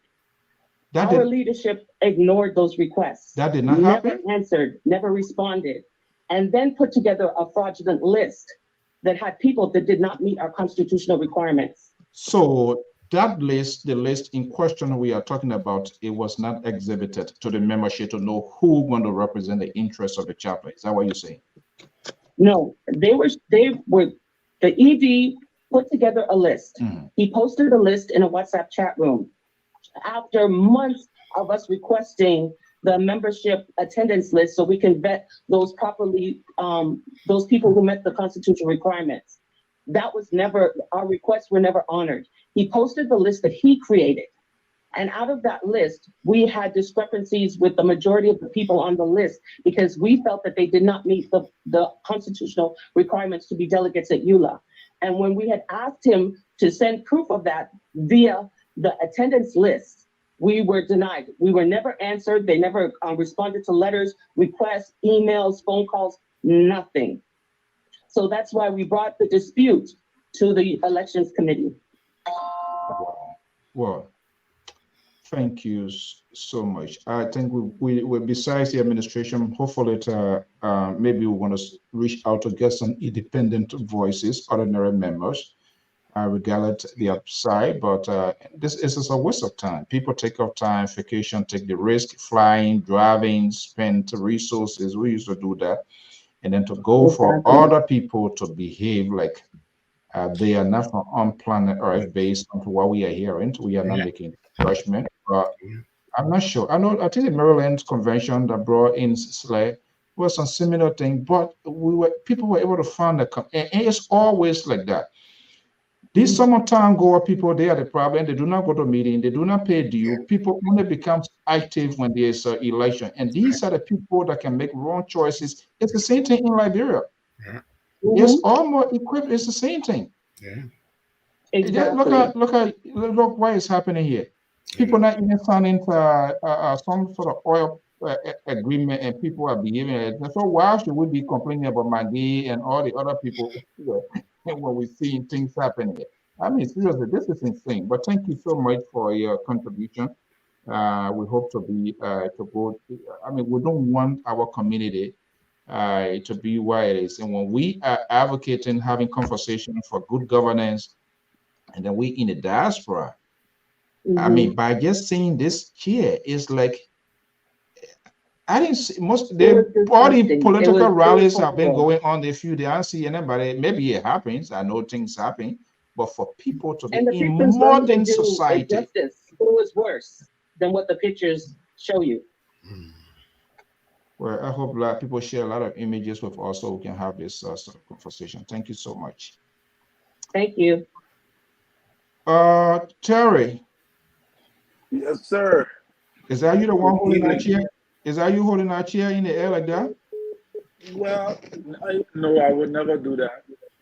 I don't know what would make me angry to do that. Okay.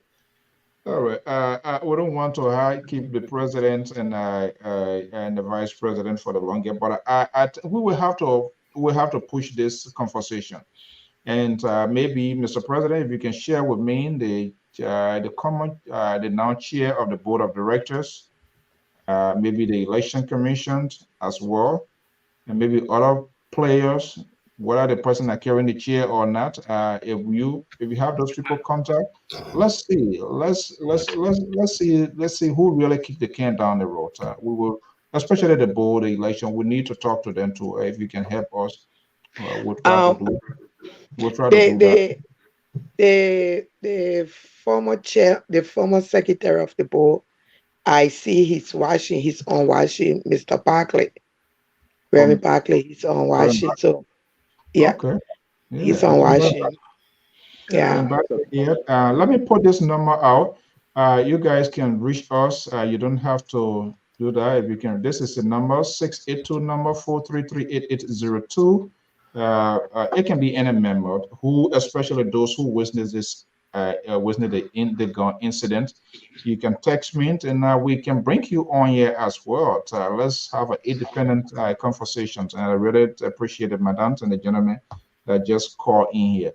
So Terry, yeah, with this here, but I know the president being here for a little while. Tomorrow is work day. Let me just go back to there, and then we can have our quick roundup before we wrap the night up. Mr. President, I'm here. Yeah, okay, more or less the two calls that came, I sort of validate your argument here as well. I don't know them, I don't know who they are, but I think they are speaking from the background of it for the growth of this organization. Now we have talked, or I'm not sure what really left for us to talk about. People are listening, people are tweeting, and of course, that's what we do. We allow people to express their views, their opinion. We intend not to leave no one behind on LPR here. What is the message you want people to get away, to take home this evening, to say, okay, President Shehu Kamara and the Vice President Madam Grant, they were on LPR, but we heard something that we have never heard before in all of their conversations since this scenario. They want to hear new thing, different thing. What could that be? Probably the game changer before the program, before you take leave of us. What do you want to tell your members? I don't know if this is my closing statement, but all I have to say is that if this did not happen at the 49th General Assembly, it may have happened to ULAA in the future. ULAA is the microcosm of Liberia in the diaspora. Our elections and the way we conduct ourselves cannot be where you just put people in cars. They got no idea who the candidates are. The candidates maybe sometimes got no vision, got no clear stated goals and aspirations, and they come and put them in a hotel. Also, put them in a hotel, bring them the next day, and they shoot their way through and say, out of our way or no way. What embodies this union is the fact that it's a systemic problem. So the systemic problem is that if, for example, a Georgia chapter who doesn't listen to its members, the president or the ED, and the same thing with Fulawi, and they complain you cannot even tolerate the dissent of your members. But you want to come to the larger body, and your decisions and your actions kind of elect a national leadership. It will never be the kind of union that our founding fathers envisaged. Because remember, this was a union that was an advocate union. You cannot marginalize your people. You cannot step on them. You cannot deny them, but at the same time, you want to come and participate in the union. So what I think is going to be the takeaway is that moving forward, if chapter leaders, and again, it's not a corrupt system, chapter leaders will be very careful in how they formulate their delegate list. And they will not shut their way. They will not just deny their members. Currently, as president of the union, even if it means one day, so I will have to stay in this position. The union has to be transformed. It has to be transformed. And all I've been doing for the last less than 22 months is to bring relevant changes to the union. And I'm not taking credit for all of it, but I came to this position, like you played the tape. Manel Grandma said, we haven't slept in the last less than 22 months. And people want to come and make us look very ugly, but they don't have the public opinion on their side. We didn't cause this. The union has to be transformed. People have to listen to their chapter members. Whenever people speak to me, they will say, Mr. President, you can sound so calm, because over the last 40 years, I've been trying to be mature as much as possible. Even if you're cursing in my face, I want to listen to you. And then I can say something else. This is the tenets of democracy. And now people coming and shooting their way and bringing January 6th to the union. It's not going to be allowed. It's not going to be tolerated. And you know what? They don't even know my resolve. So we get, instead of Proud Boys, we get Crowd Boys in. But our Crown Boys over there. And the Crown Boys is the chairman of the board of directors. It's the me Crown Boys. And I hope the other takeaway is that, look, there has to be an investigation as to how we came to this point. And that's why I got a lot of important things to do. I appreciate the diaspora Liberians elected me into this position. But if we're going to be putting our government in check and other people in check, we have to put ourselves in check. There has to be a comprehensive investigation that determines how we got to this point, what are the recommendations, and then hopefully ULAA will move forward. And personally, we don't need to rush this. I want for diaspora Liberian to take this. We cannot have people come, they got no idea. They call me name. Oh, he's secretary, he this, he that. This has been the most dedicated unions for a long time. People say, oh, Menewa is the one that running the union. They got no idea. But you delegate as a leader, and then you supervise and you follow up. That's why I've been doing this for the past 22 months and less. So if you're asking me where I want to end, I know somebody will come and talk to me. All right. That part of it, I was never a privileged child. I was taught to listen to other people, even if they don't agree with me. They will come and curse the hell out of me. I'm sorry to say, Alfonso, nobody who knows Show Kamara ever know that I speak like this. Okay, but the union will remain formidable, it will be resolute, and I will ensure by the time I turn it over, it will be in a very good state. Ooh, Madam Vice President, what are you we see, doing? The president was supposed to take us home. I was supposed to talk, but now I would just say I will talk on the other side. And the president finished saying everything, but this is it. When you cannot clean your house, to not come and say, I'm coming to clean your house. And I'm saying this with the board of directors. Those people that are former leaders, because I won't call them leaders now, they bending everything to stay in power just to find out September 16, they were quick. The money we pay, the money every one of us paid to end this program, to go to the board, none of them went to the board. Because they were, whatever they had planned, they were trying to implement it, writing a so-called press release. You telling somebody your time over. But Mr. Alfred said a year ago, his chapter had elections for board of directors to send to Fulao.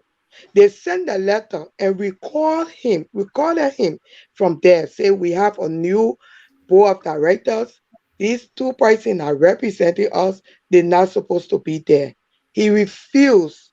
He and his Secretary General refused to get these people seated up to this date. Up to this date, he stayed there. Refusing all the way. A chapter saying you are not. He never went for re-election on his board, on Columbus board. He did not. And ULAA Constitution state you have to be an elected official to be on ULAA board. ULAA board of directors policy state you have to be an elected official. His Fulao Constitution state it too. You have to be an elected official to even go to ULAA's board. He still sitting there and refusing. Mr. Barkley, Reverend Barkley, he been on the board of his chapter for the past 15 years. Well, tell me, nobody there. And he been on ULAA board from the time they were organized, almost 10 to 15 years. Okay? Because if we conduct that election, you and myself, 2015, and he was on the board up to this time. Yes. And up to this time, he stayed on the board. Then he went on the board 4 years ago in leadership. He stayed there. Mr. Keita that was running against us, the same thing, his chapter had on the board for almost 15 years too. He was running, did not send any letter to recuse himself to the executive. We did not receive any letter that he was recusing himself. And guess what? He part of the electoral panel. Did not recuse himself. All the letters we've been getting, his name stay on it with the leadership. Did not recuse himself. 2 days for election, he sent somebody on the board say, this person is representing me since I'm running. 2 days for election, he sent somebody. Right there, they put the person in power and they even get the person committee. Is that what the rule says? No, that's not the person is supposed to come to the executive and we send it to the board. Right. But we never knew he had put somebody in power there, and they put the person, they gave the person committee and assignment. Do you guys have documents to those stuff? Oh yeah, I can show you the document. Yeah. They gave the person, and you know how we call it? MSC, you know how we call it? Because some of the board members that are totally against it told us about what happening. They 2 days, they put her in power, and then they gave her position. We have the 2 members from Maryland that sent the board member on the board since last year. We have the 2 members from Trenton that sent the board members on the board. 2 of the members from Philadelphia, they are not giving any committee assignment. Not one. I've been a little bit away, and we gotta go. Let me bring in my guys. How many board members? Depending on the chapters, because each chapter is supposed to send 2 board members. So if we have up to only the county don't have board members there, but if we have about 20 or 22 chapters that are active, so you time it by 2, those are the members are on the board. But some chapter will just send only 1, and some chapter don't have any board member there for now, because like Iowa. And let me give you, Iowa doesn't have a board member, but guess what?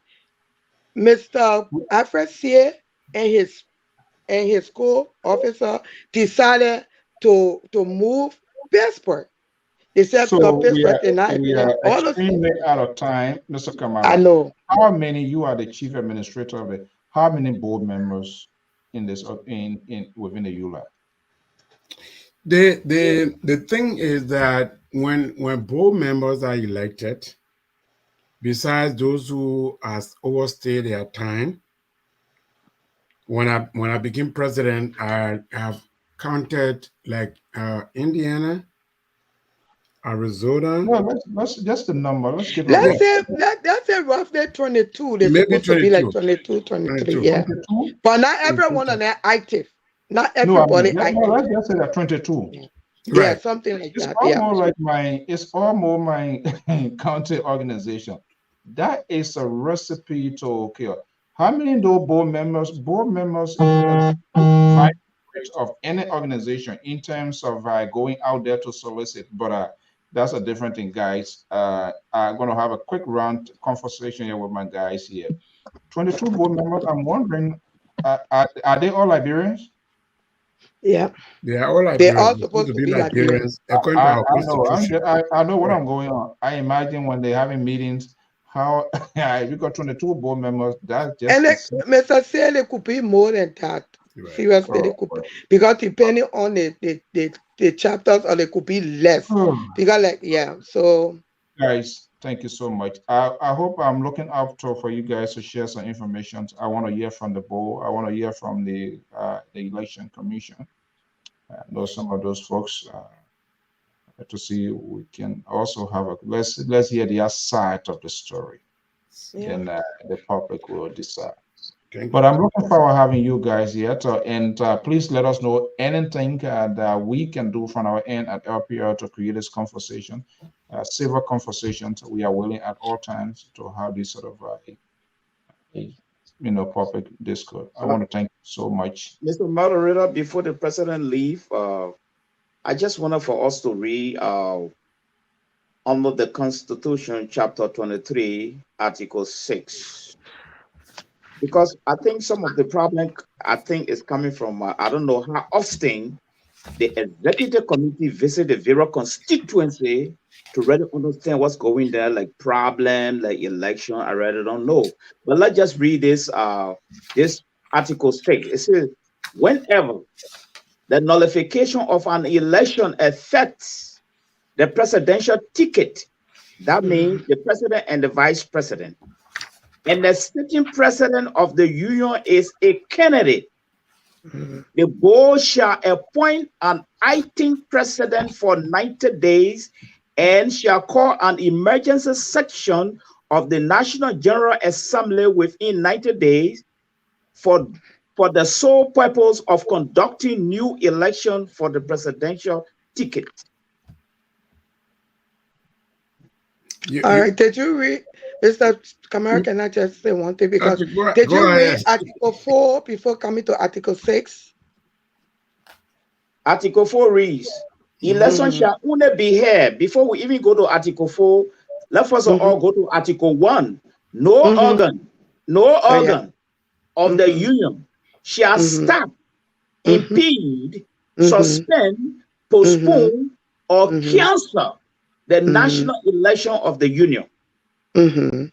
So, yeah, that's the first violation. So let's go to 4. 4 says, election shall only be nullified for gross violation of the Constitution. That is, a candidate not attaining the age of 21 years, not an active member of a member organization that is in good standing with the union, or not a Liberian or of Liberian descent. Okay. So we come to 6. Was it nullified because of those reasons? No, first of all, let's go to number 1. All right, number 1. Number 1, the election was canceled. Was it canceled because was it canceled by the president? No, it was not. The election was supposed to be held from 12 May Day to 5 o'clock. We pay an independent company to conduct the elections. Because these people know, and I will tell you, Mr. Barkley, because he worked with those people and he know they go with time. They knew that by causing problem, by the time it is 5 o'clock, the people will leave. They started to cause the problem. So when it was 4:45, the people came and said, we cannot conduct the election. We don't have the time to conduct it. So we will get your option. And the woman came to explain the option. Those people that were lifting the chair, they decided to boo her off the floor. And she said, well, I will leave it with you. Okay, so give and take. They left with a machine. Okay. Did we have the power? Did we have the whatever to conduct election after those people left? No. Yeah, Madam VP, there is nothing in this Constitution, chapter 23. There is no article there stating that you should hold on to power. And again, there is no article. We are at a place that the Constitution did not talk anything about the situation we are in right now. Correct. The Constitution never said anything about the situation we're in right now. Yeah, Article 6. Hold on one second. Article 4 gave you the reason why Article 6 is in. Okay. Are we also talking on the part of why first of all, people decide to, assuming based on what we know now, why they decide to do what they did? What was the fear? Are they afraid that the people are going to be going to losing? And Terry, what you said before, we can go back. We can go back to this stuff. Go ahead, Terry, quickly, so we can have the question, I just wanted to ask the president 2 questions, even though time is off. Number 1 is, how long have he been in power? How long have he resumed office? And what are the terms, in regards to the electoral process for a president to be president over ULAA?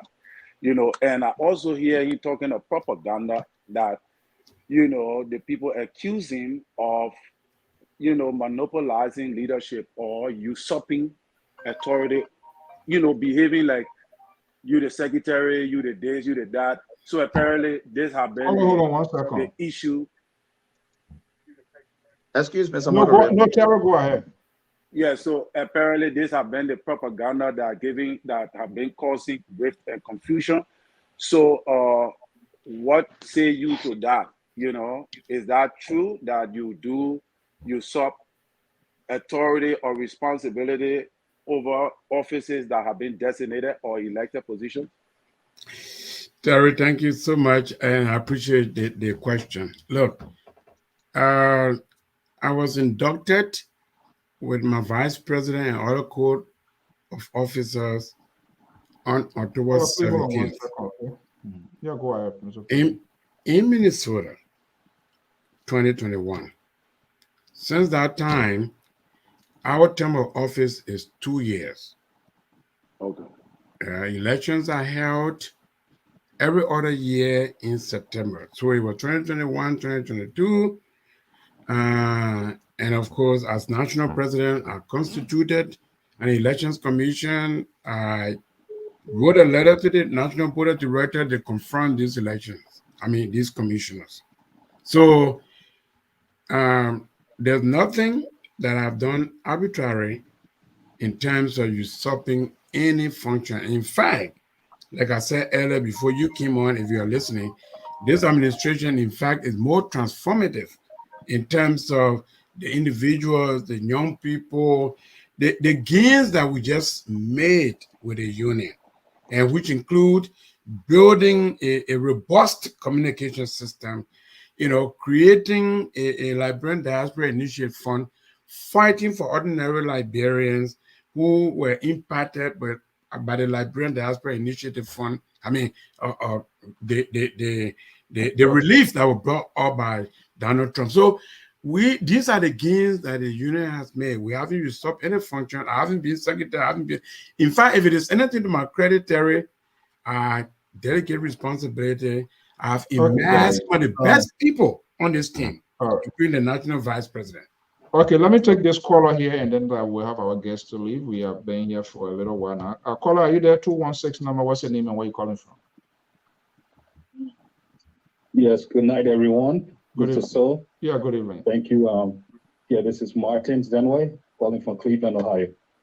Good evening. Welcome. Let's hear from you. Yes. For the panelists and everyone listening, my name is Martin Zenway calling from Cleveland, Ohio. I'm not calling tonight to take a side or to blame anyone, but I just want to say this is very shameful, because we in the diaspora, we claim to know better. We claim to be enlightened. We claim to have wisdom and be exposed to the right way of doing things. Well, right now, I want us to look at the root cause of what caused all this problem.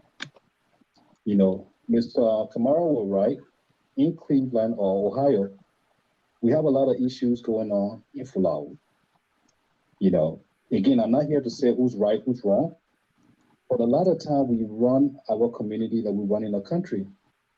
And these organizations were set up to unite us, to bring us together, to advocate on our behalf.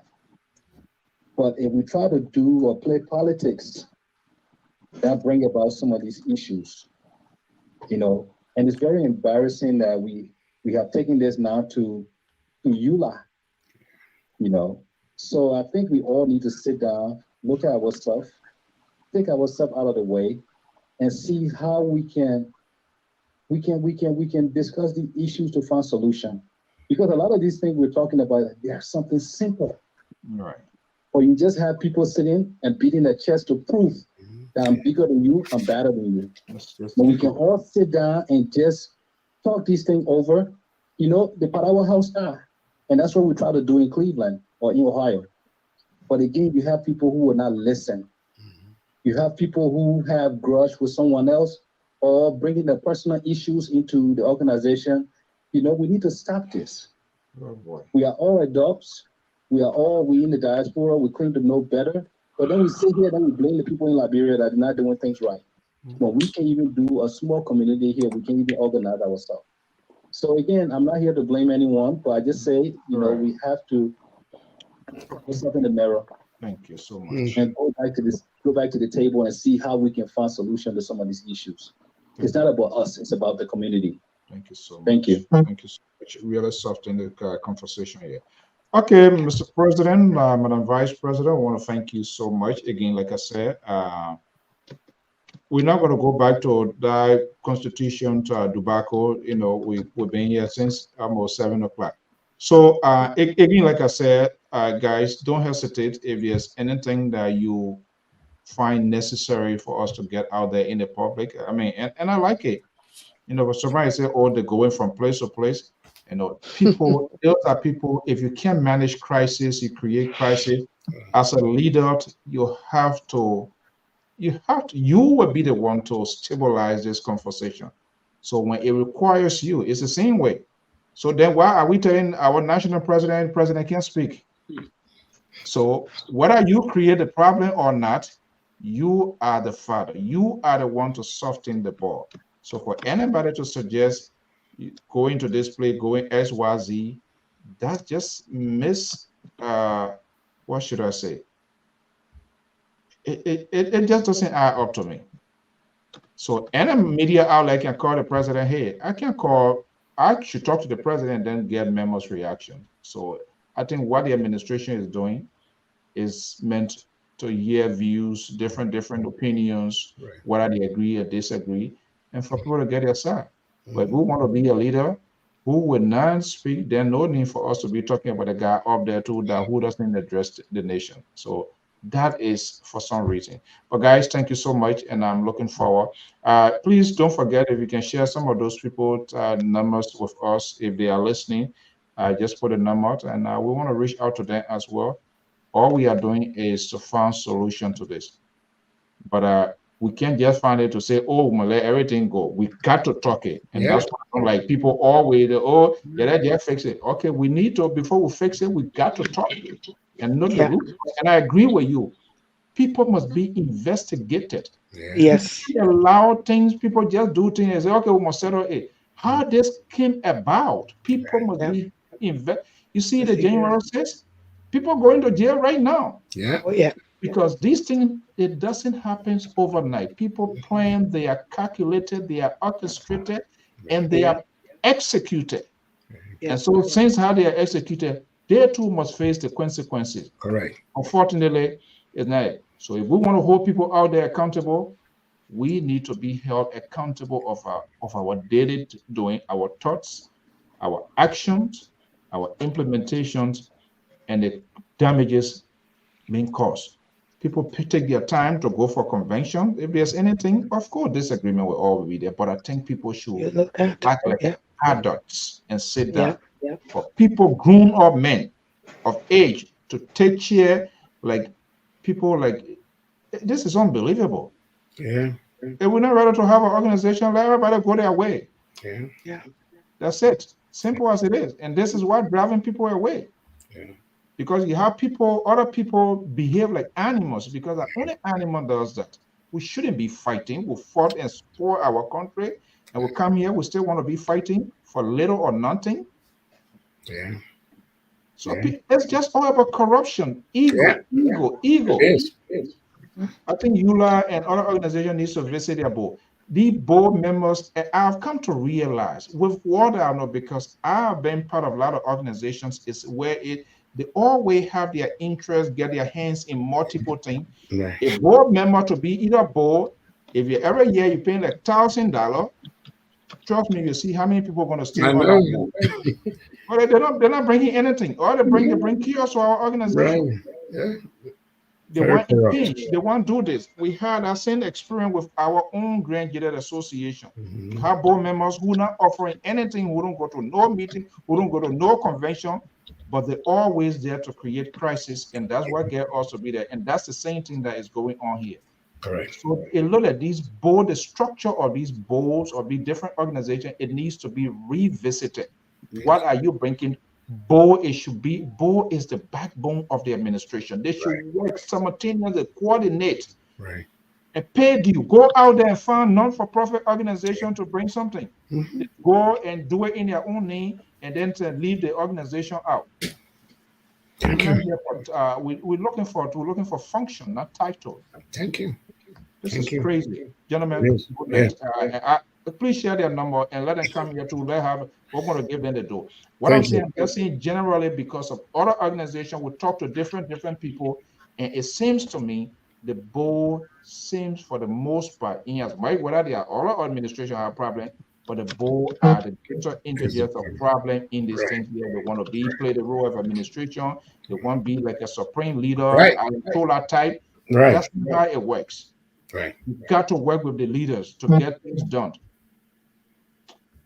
My hair said hurting now. You're good now. I know.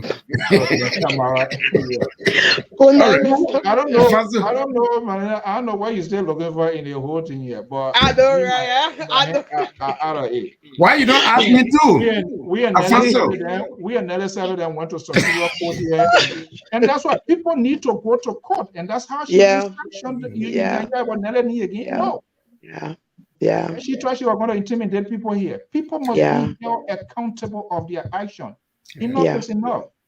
How do we even talk to people back there when we can't even fix our own little problem around here? Yet we want to be community leader, advocate, this kid, on my foot. Terry. Thank you, Mr. Thank you, Commissioner. Yeah, please. Bye, Mr. Molly.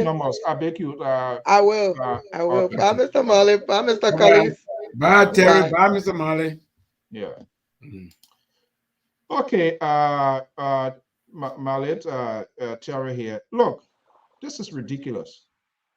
Yes, I've heard a great one portion of it, but the question you were asking, if you have one group of people to stay there, and the idea, the nomenclature, the structure of that number, I know it's a constitution, this and that, but I think it's time to be revisited.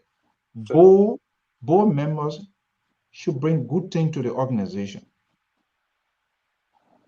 And I said that to my own Grangida people before, the own district. But by the time you go look, people elect people, they send people into leadership for whatever reasons, personal, I know this person, that. No, I don't think that's how we should do business. I don't think that's how we should conduct ourselves.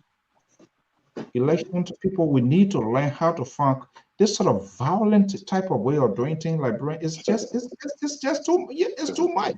So why are we doing this here? Why are we blaming the people in there? They're not even signing to oil agreement yet. They're not raw fee and all that kind of thing yet. Just imagine. They made a managing director for Freeport and other places. How would that be? Let's get a few reaction here, and then you guys are going to. I mean, this is just driving people away. We are not. Let me go to New Jersey area here. 609 number 6619. Good evening. Hey, good evening. This is J. Victor Nangwe, and I didn't want to call while your guests were in studio, but I am the campaign manager for the other team. I put my number in the chat. I hope you guys will reach out to us. Okay, so we may also come on to chat. That's outside of the story. And that's what I'm asking. Number you call, we get too much going on, but make sure, is this your cell number? Your number This is my cell. We'll be glad to come on and tell the story. Now, mind you, I think you're making too many assumptions already. No. I'm saying my argument is based on experiences and other things that I've talked about on this network. And I've been very crystal clear. This is why I said we're going to reach out. You heard me making an appeal to send the other side number. So I'm not we are not judgmental yet. Until you yourself come and kick the can down the road, then we will get to that. But for now, that's your side of the story. And like I said, just text the number here, and once you're willing, the board, the election commission, the other party, I think these are all of the stakeholders, and then ordinary people. Trust me, as long as you're willing, we can work out something. Absolutely. So my number is in there. Yeah, you guys, when you're ready, let me know. We can set it up. Okay. The only thing I know, the pepper from New Jersey can be hard, so don't come bring spray pepper and put it in my ass. You already started eating the pepper. I heard some of the comments you made. You're already sounding very much like you're making assumptions. We'll come over there. We'll come over there, and we'll be glad to talk to you guys. Come and disprove if I assume. Well, that's your view, your opinion. But I come and then we can have that conversation. Okay. What's your name? I want to take some of the New Jersey. I'll read some of the New Jersey pepper with me, so we'll eat some. The pepper too hard. What's your name? I want to write your name and so I'll be ready. J Victor. J Victor. N-A-G-B-E. Okay, Victor Nangwe. And that number is 609-234-6619. Okay. Mokrabi. I am a barrow man from the southeast. I come from Maryland County. Oh, okay. Yes. Yeah, I know you were the way you talk about that you and the liberal. Are you a liberal or I am a breathing liberal. I come from the UPB wing of the political space. Oh, okay. You see, I see what Terry laughing. So I tell you, you get patron on this network. Okay, Mr. Nambu, thank you so much. Yeah, absolutely. I will call you and just talk to your people, and then we can have that conversation. All we want to have we want to have a common ground. Things happen, but when it happens, we need to fix it. That's our argument on this network. Trust me. We'll be glad to do it. Okay then. Bye bye. Okay then. All right. Yeah. Okay. Hey, Mose. Hey, brother, how you doing? Yeah, quickly. Give her 1 minute here. We won't go now. My head said pounding in, and I'm not going to deal with. Okay, I don't want it. I don't want the judge. I don't. Okay. Let me just go to the Georgia person because Georgia. Okay, I will call you more. Let me go to Atlanta, Georgia. Are you good evening, caller? Yeah. Thank you. LPR. This is Isaac. With Tumon Central. And man, I think I seen it in here tweeting here. Yeah, I see the board of directors to honor the constitutions of ULAA. Is that you? Yeah, this is me. Okay. So it's Atlanta, Georgia. So what? We know Georgia to be asking for votes. So where the other? Where the other? Yeah, that's one of the problems we are facing, and we continue to say that the issue are big because of the way we select delegates. But the Georgia situation. So do me a favor. I'm going to get your. Who is the president for the Georgia chapter? Can you share that person information with me? Definitely. If you can text it on this number, yeah. We want to hear from all. We want to hear from everybody. Yeah. And Mr. Moderator, there's one of the problems with this. The president of the Georgia chapter, his brother is going to be Secretary General of ULAA. So he manipulated the list of the Georgia chapter so that his brother can get vote. And we need to fix this system. We need to fix it. It's not about Shehu, it's not about the board of directors. Okay. It's about fixing the system so that we can move ULAA forward. Okay. When the president and board leader in the Liberia chapter have interest in the elections, they manipulate the list. Okay. And that's the problem with the Georgia chapter. So okay. I yet to validate your accusation, but we shall find out. Yeah. I was sending his number to you. He's here.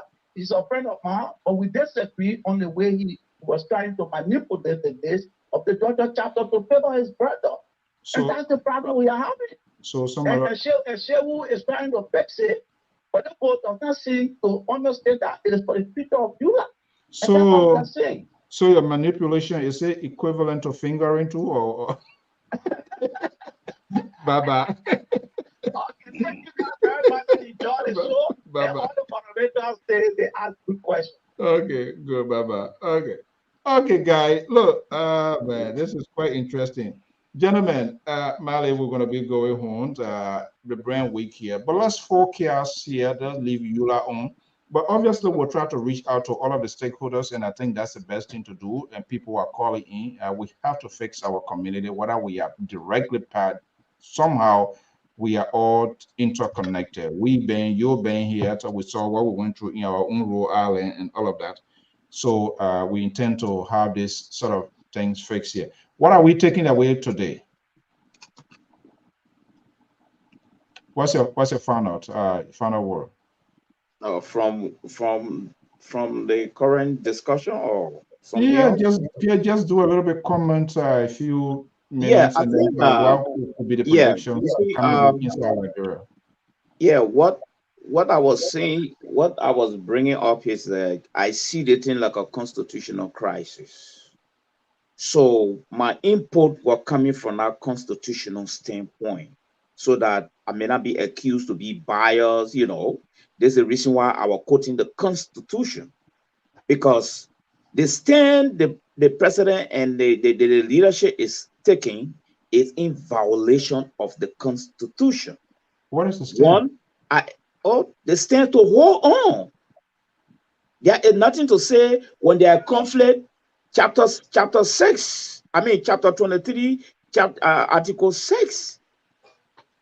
It clear there. when there are misunderstanding, there are conflict, especially when the president is running. So I think one of the bone of contention here was this: the president is running. So logically, why should you preside? And it's clearly spelled out. I come in now. Some people contention was he should not preside. Okay. When they're having a business section, he shouldn't preside. He's running. He's a candidate. No matter what kind of what is the purpose of the business sections? Who conducts the business meetings of the administration? Whether you're running or not, the vice president would have done that. You cannot be running and get involved in those things. If the vice president is on the ticket, we got to find someone who is not running. That's the bottom line. Where are you going to find that person from? If you don't find the person, Article 6 answer that. No. Article 6 answer that question under chapter 23. The Article 6 you're talking about, is this suggesting that if the president is running, he should not, within that interim, should not conduct the affairs of the organization? Read Article 6, moderator. It's clear there. Yes. You read it for us. Let's hear what it says. Article 6 says, whenever the nullification of an election affect the presidential ticket and the sitting president of the union is a candidate, the board shall appoint an acting president for 90 days and shall call an emergency section of the National General Assembly within 90 days for the sole purpose of conducting new election for the presidential ticket. So does the Constitution also make a provisions of any disruptions, anything scenario created that withhold the election? If it's coming from the administration or not coming from the administration? This take out to Article 1 that says no organ. They didn't say some organ. They said no organ of the union. Come here. No organ of the union shall stop, impede, suspend, postpone, or cancel the national election of the union. So, coming now, Mr. So, this group in power, no, listen now, let me learn. What I'm saying here, let me learn, Mr. So we can't talk like this. And I hope to get some with these sort of images, even though it's wrong, it cannot be used as a determining factor. No, the images had nothing to do with the Constitution. That's a different thing by itself. What we're saying, the government in power is an organ. They have no right to impede this thing. No. Now they are in power. They are in power. They're operating in the absence of the Constitution. So what keep them in power? There's nothing said they should be in power. You say there's no correlation when this convention, when something of such happening, are you saying that should people be firing guns and you say, okay, let them conduct elections?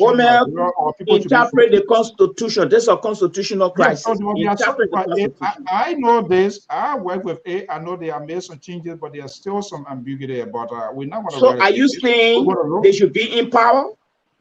That's not what I'm saying. I'm saying I want to hold people who even led to the disruption. That's what I'm saying. I said that will come to that. What we're saying, talking about the Constitution. That's I'm basing my argument. That's the antecedent, but that's the antecedent. Yeah, but the Constitution is not addressing antecedent. The Constitution is telling you no one have the right to stop the election. That's what the Constitution is telling us. I just try to argue within the confines of the Constitution. People holding chair there, people keep holding chair, they're disrupting the election. Okay, what article that says what next? Let's go to what next. We can deal, that's a disciplinary issue. We can deal with it later on. Yeah, even the Constitution of Liberia, there would not be anything, but also we must bear in mind, whether we like it or not, any administration has the right to make sure sanity is prevailed within. Not in violation of the Constitution. So I don't know yet. I have to find all of the details there. I will know who violated at the end of the day. What's your closing statement? Yeah, I think she recommended him to read Article 4, and I don't see him trying to highlight that, because there's a lady that called and she said that there were people suggested that was not qualified, and based upon that, they were not allowed to be inducted as candidates because they did not meet the criteria of the Constitution. She said it was a fraudulent list. So people either did not, all these chapters, even everybody have their own rules. You have to meet certain criteria either by due payment, regular meetings attendance, or whatever it is, depending on the own workup of every chapter. So they are saying they never had what you call access to it until a certain period of time. But you're going to always hear this sort of accusation. This so is why I think. Yeah, so the Article 4, she claimed that it addressed that the president who have the right to, close everything down. But what I look at is the propaganda that is going around that he himself stated that the people are having problem with him because they believe that he usurps authority. All right, and that is the era that he himself, because that's why I wanted to know. What is the propaganda? What is the gossip that lead to all this rife, that leads to all this strife? What is really under the bridge that we are not really picturing that bringing the fights? And I think people are accusing him of trying to, usurp authority. But from my perspective, from what I observed about him, apparently he came into this particular organization with force to eliminate certain people that have been in the organization for many years. And I think that is where the problem is, from all of what they have discussed, because he said he came in 2001. So obviously, those who've been there for 15 years, 10 years, and you come in with different ideas, they will have a problem with you. Okay, let me do this caller a favor, Georgia here.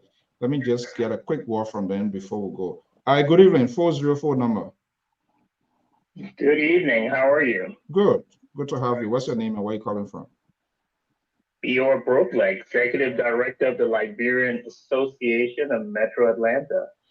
Okay, so what I'm going to do, I don't want for us to do it in the piecemeal type because Georgia seems to be the bone of contention with other 3 chapters. We intend to reach out to those people.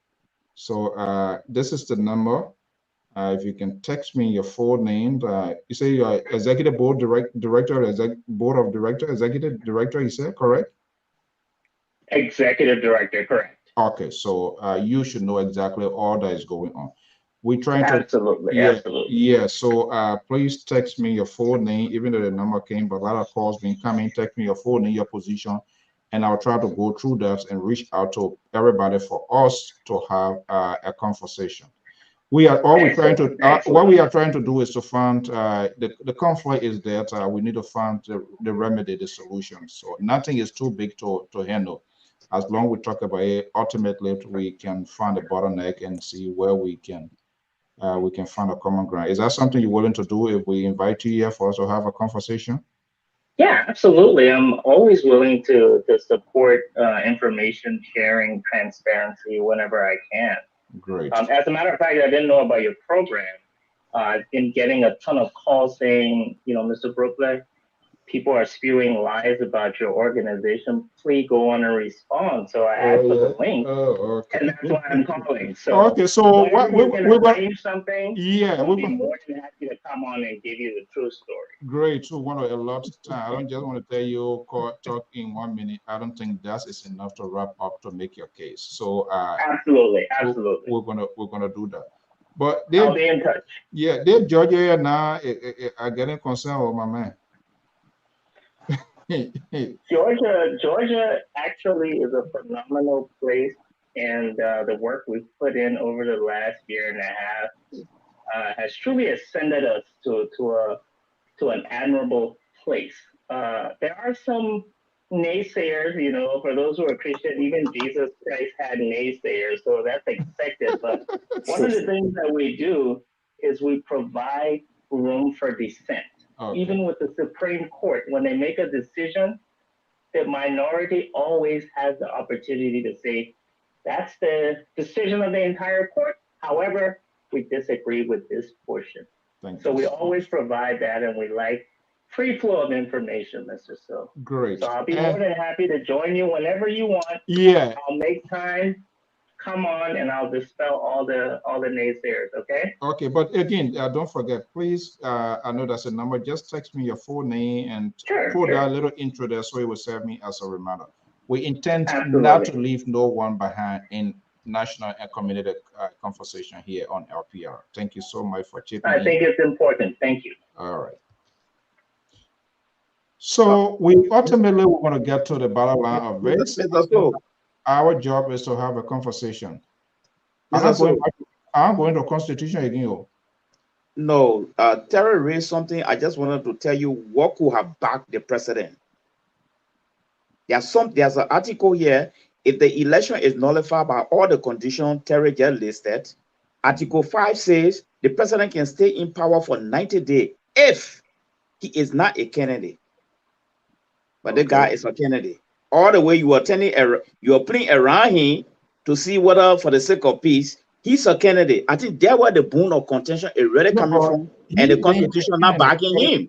No, but he being a candidate to the notion or the perception that, okay, because I'm a candidate, group of people can't say, go, we want to make peace. That's a short-term solution to crisis there. It's but the article doesn't defend him. This is what, even the Constitution in most of these organizations and guidelines, rules here, they do it in such a way they are so much ambiguous, and it doesn't really address the bone issue, but we'll wait and see. I'm glad other people are calling. I'm glad other people are calling to other chapters, and I will count on them for them to for us to have a conversation and see where it is. Okay, great. Executive Director. Great. Okay, he already texted me his number, so we're gonna have this, gentlemen. Let's focus. Tomorrow, we're going to be the G's coming from Intown. The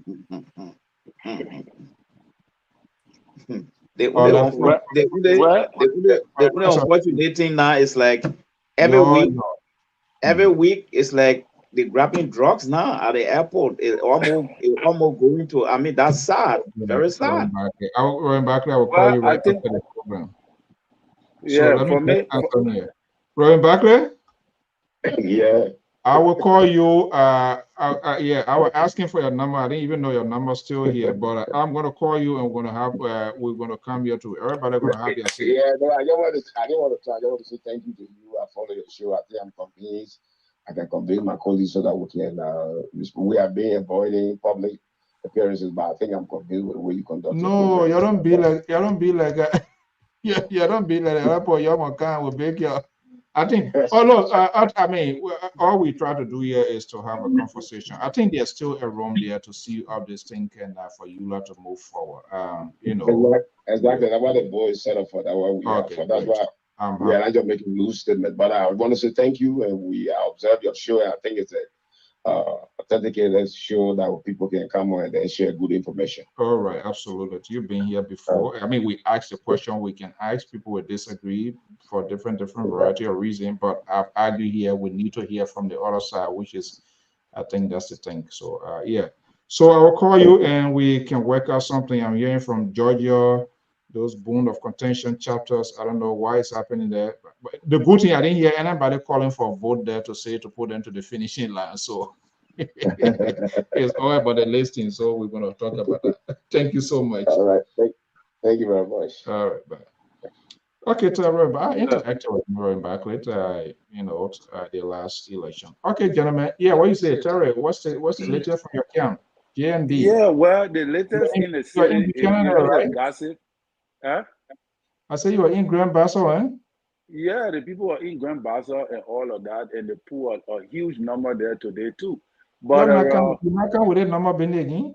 But obviously that's the number we're looking at. But what I wanted to say is that you know the new information on the block, because you know Liberia is hot every day, something new, is the adjustment in the CPP closing campaign, which was transferred, and I think this is the deadly weapon of the one time and all time CDC standard bearer, who as a soccer player, soccer legend, comes in the dying minute of the game and cause a serious catastrophe. I think I was here on this platform the last time I was telling you that we got to watch out for President Weah because he always have a dying minute strategy.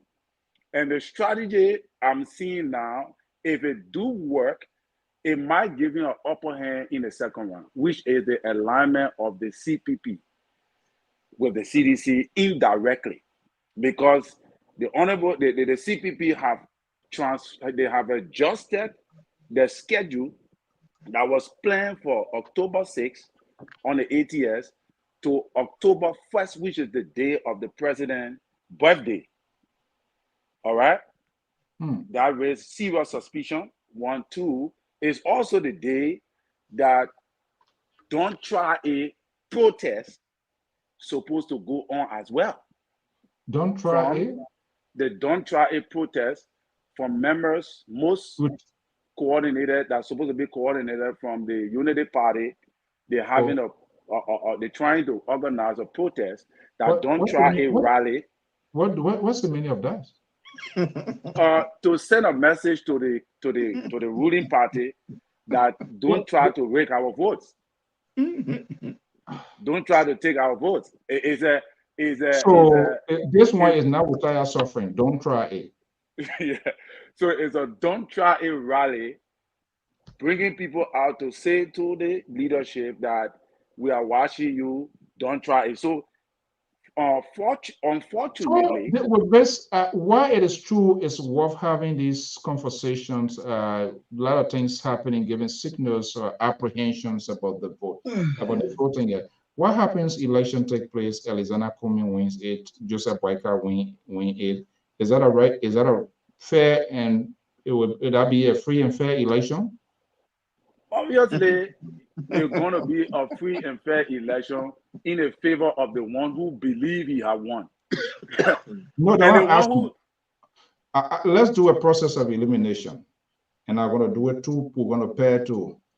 George, we are President George. We are Joseph Boyka. If we are Wednesday, will it be a fair election? Once it is done with the eyes of international community and they approve it, it's fair. To me, it's fair. That's why they came to observe the process. Once it is done properly. So if it is acknowledged, what I'm hearing from you, if it is acknowledged by the international community, yes, you think there's a free and fair. We would definitely accept it. Boyka, Elizana, CPP, Cummins. A coming Wednesday, is that a fair, fair elections when the international community acknowledged that?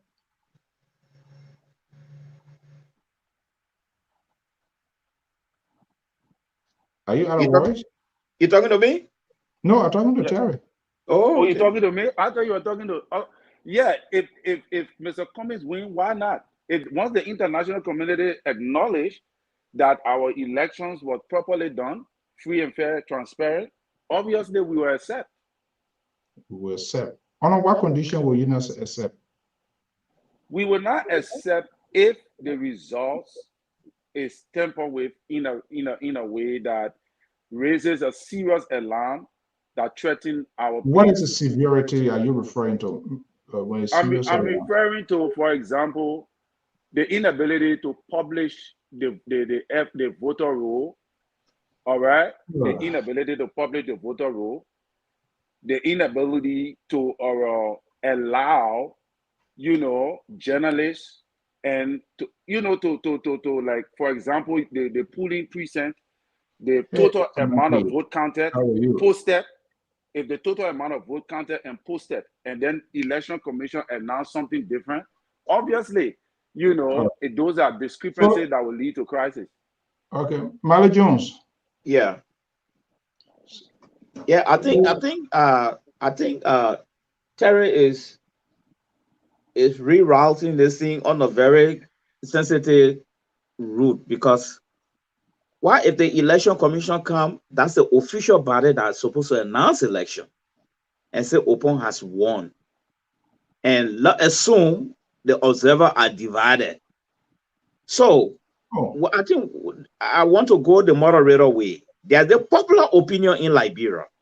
It even came from that Prince Johnson Unity Party end.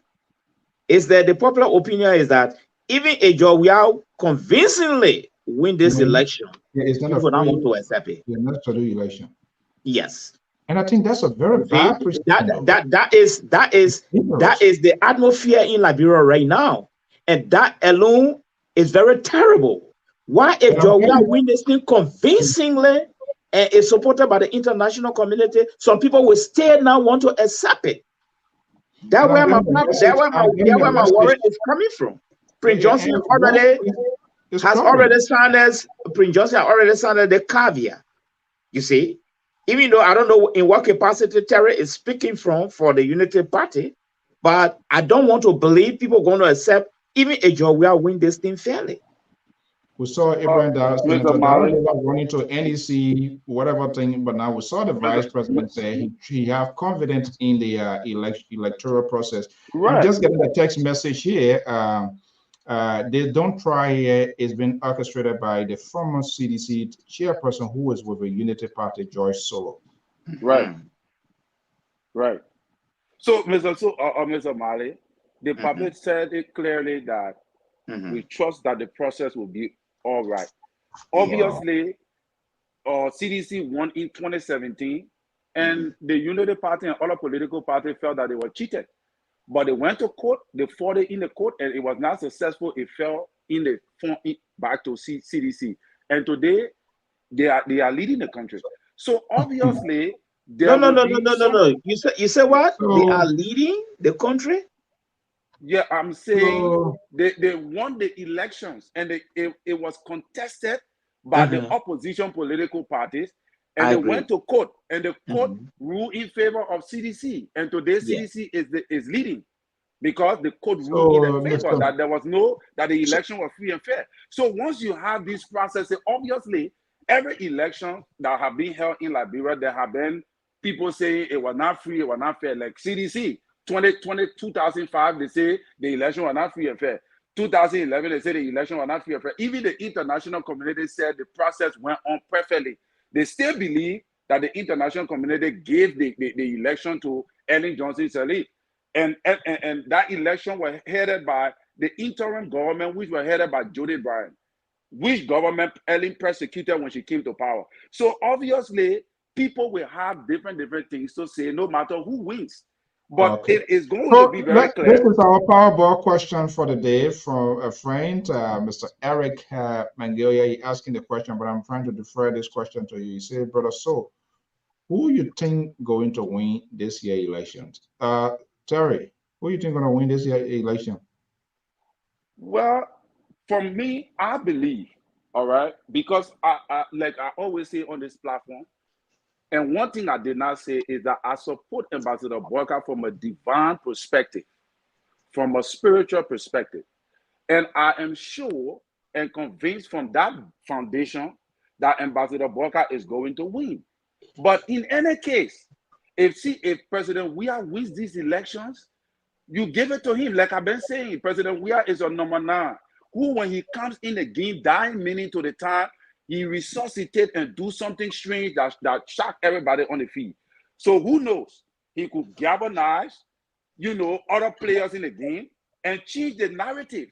But I am convinced, based upon all the data that we have seen from the Vera campaign tour and all the alarming, cries of the people, I believe, without no doubt, and from a divine perspective, that Ambassador Boyka will be the next president of Liberia.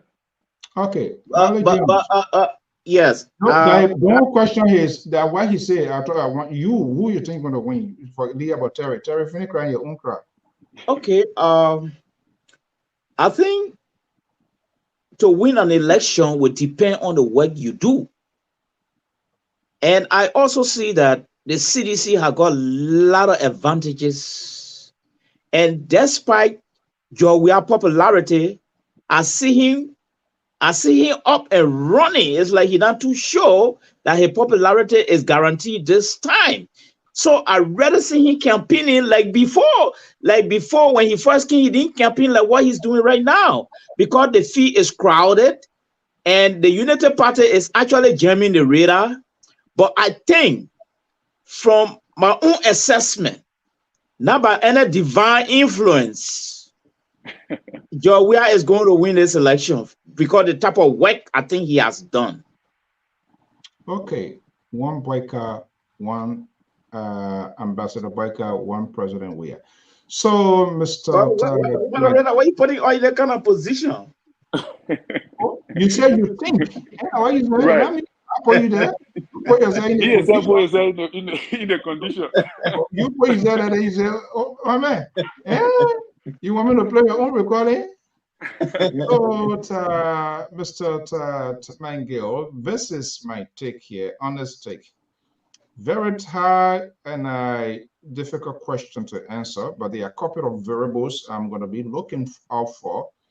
I'm not going to, based on personal perception, or just say, oh, this is going to happen. But this is what I'm looking up to see here.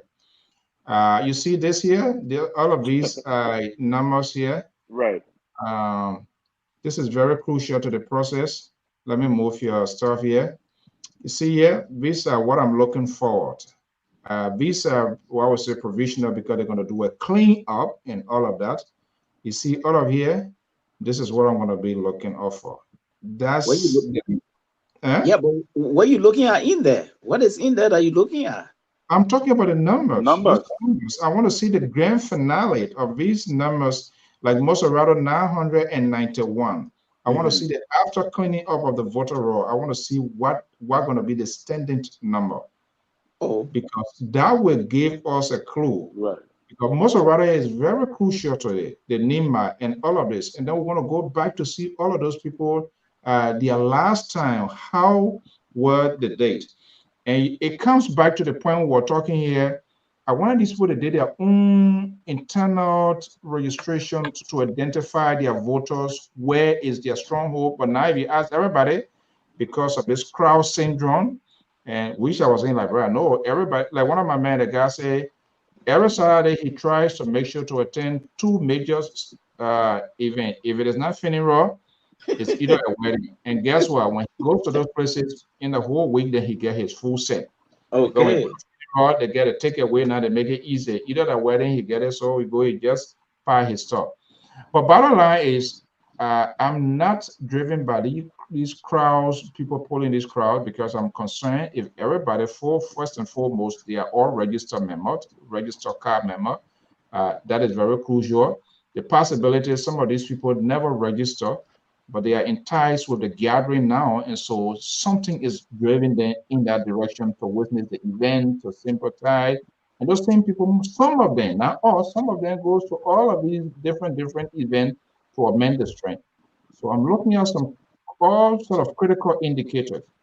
But after, the more important thing, the NEC needs to have that final roster posted. They have violated the law. It should have been posted ever since. They have not provided enough explanation why it is not. That is a concern. It's a recipe for all sort of questionings and all of that. But if this comes out and everybody say, yes, this is it, then we're going to start saying, okay, let's see here. Who can get, if this number stays the same or it goes up, whatever it is, let's see who can get about 500,000 votes from Moserado. If you get about 400,000 or 500,000, because none of these parties can tell me, say, they have a supporter over 400,000 or 500,000 in Moserado. It's not possible. But if you can get good chunk from that Moserado, obviously you undercut some kind of county, then it means the person who is previously putting your strength, they have to make it up. And where would they be getting that from? So there are a lot of things here involved that people are going to play. So I don't want to be the one to be a soothsayer here to come out to say, oh, yeah, this is going to happen because Terry is supporting Boyka. Marley Jones here, one day he's on the other side, another day he's on the other side.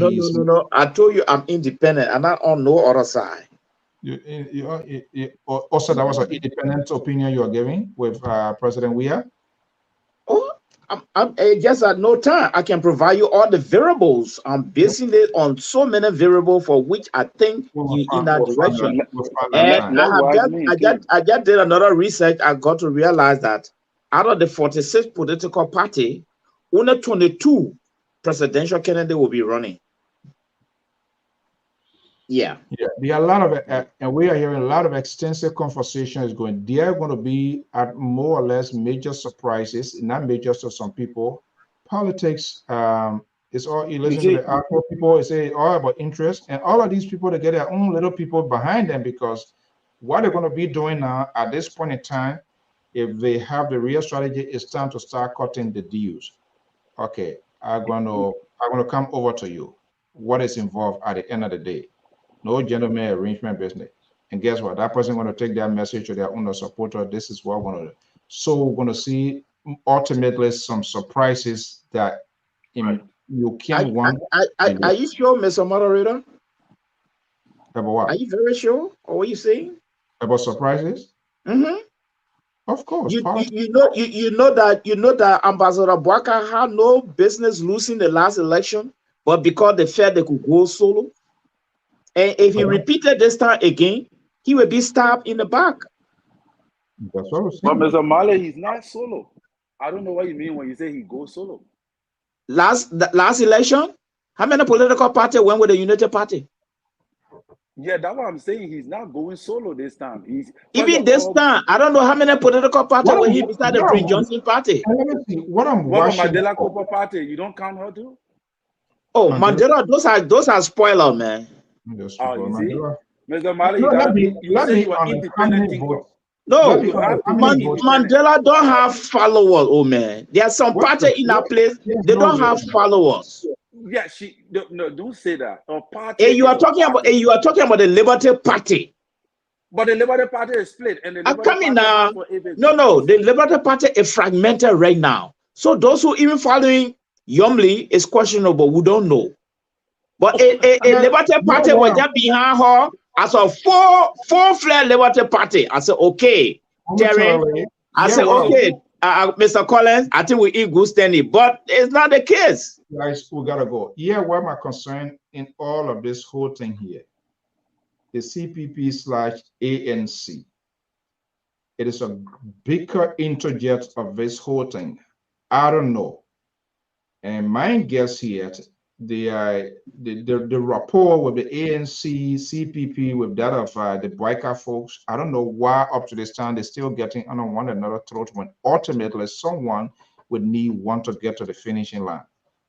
This is a concern, and we're waiting to see how it looks like. What this time, if Cummings is not advancing to the next round, will his statement the last time around, will it be the same statement, or will he take an ultimate decision to say, go this direction? And which direction? That's what I'm interested in knowing. Guys, thank you so much and have a pleasant evening. We'll be back here. It's a Liberia here tomorrow. Let's see what happens. Thank you so much. Okay, folks, I want to thank you so much. I'm Alfonso Ziensot of the Liberia Public Radio and LPR-TV. So I want to thank you for your time, and the ULAA folks, even the administrations, the other parties involved. We'll try to do the best we can to reach out to everybody to have these conversations. It is all meant not putting anyone on trial, but we just have to find solution to already the crisis or the breakdown into what is happening. Not too much of the blame game, but we got to find out where it came from, how, and why it must happen in the first place. The organization must move forward. And I'm happy that Reverend Barkley called and the folks from Atlanta, Georgia. Obviously, we're going to make time to see how we can get this, hear from all of the folks that are involved, and then maybe ULAA can move on. This was the journey. So this is what we do here on Liberia Public Radio. The journey of Commercial Kamara and that of Nevat Green here on LPR 2 years ago, making their argument for the leadership of ULAA. Financial Secretary. I am again running to be re-elected as National Financial Secretary for the year. I have worked with my community, SCA-DC, which is a Washington, D.C. Metro chapter, as board chair and IT board chair at the same time. I'm well involved in the community, as well as being a family man with children and grandchildren. Okay. It looks like nobody's standing here. Everybody I see here, potentially they are running. So that's it. Okay, let's come to Dr. Willie Jala. Mr. Jala, good evening and welcome. Thank you, Brother Alfonso. Okay, folks, thank you so much. Just to get a little bit of throwback during they appear here, and this is why we keep these records to make sure they are in our archive, making use fair, balanced, and proportional. We're going to be here in the coming. Join the Liberal Progressive tomorrow and the team of analysts in another editions of LPR Conversation with Samson Toll. Have a pleasant evening. Thank you so much for your time. Those are called in, your comments, your tweets. We'll go back and read those comments, and it helps to enhance our broadcasting and doing the work we need to know. Be the first to know. And those who we also join our team, where we have our analysts and those who want to be an independent analyst, making a massive preparation for the coverage in Liberia as well. So if you want to form part and you want your voices to be heard on this network, let us know. Text out on this number 682, and we can ultimately you to get your take during the election decision making 2023 in the West African state of the Republic of Liberia. Until then, folks, have a pleasant evening. Bye-bye.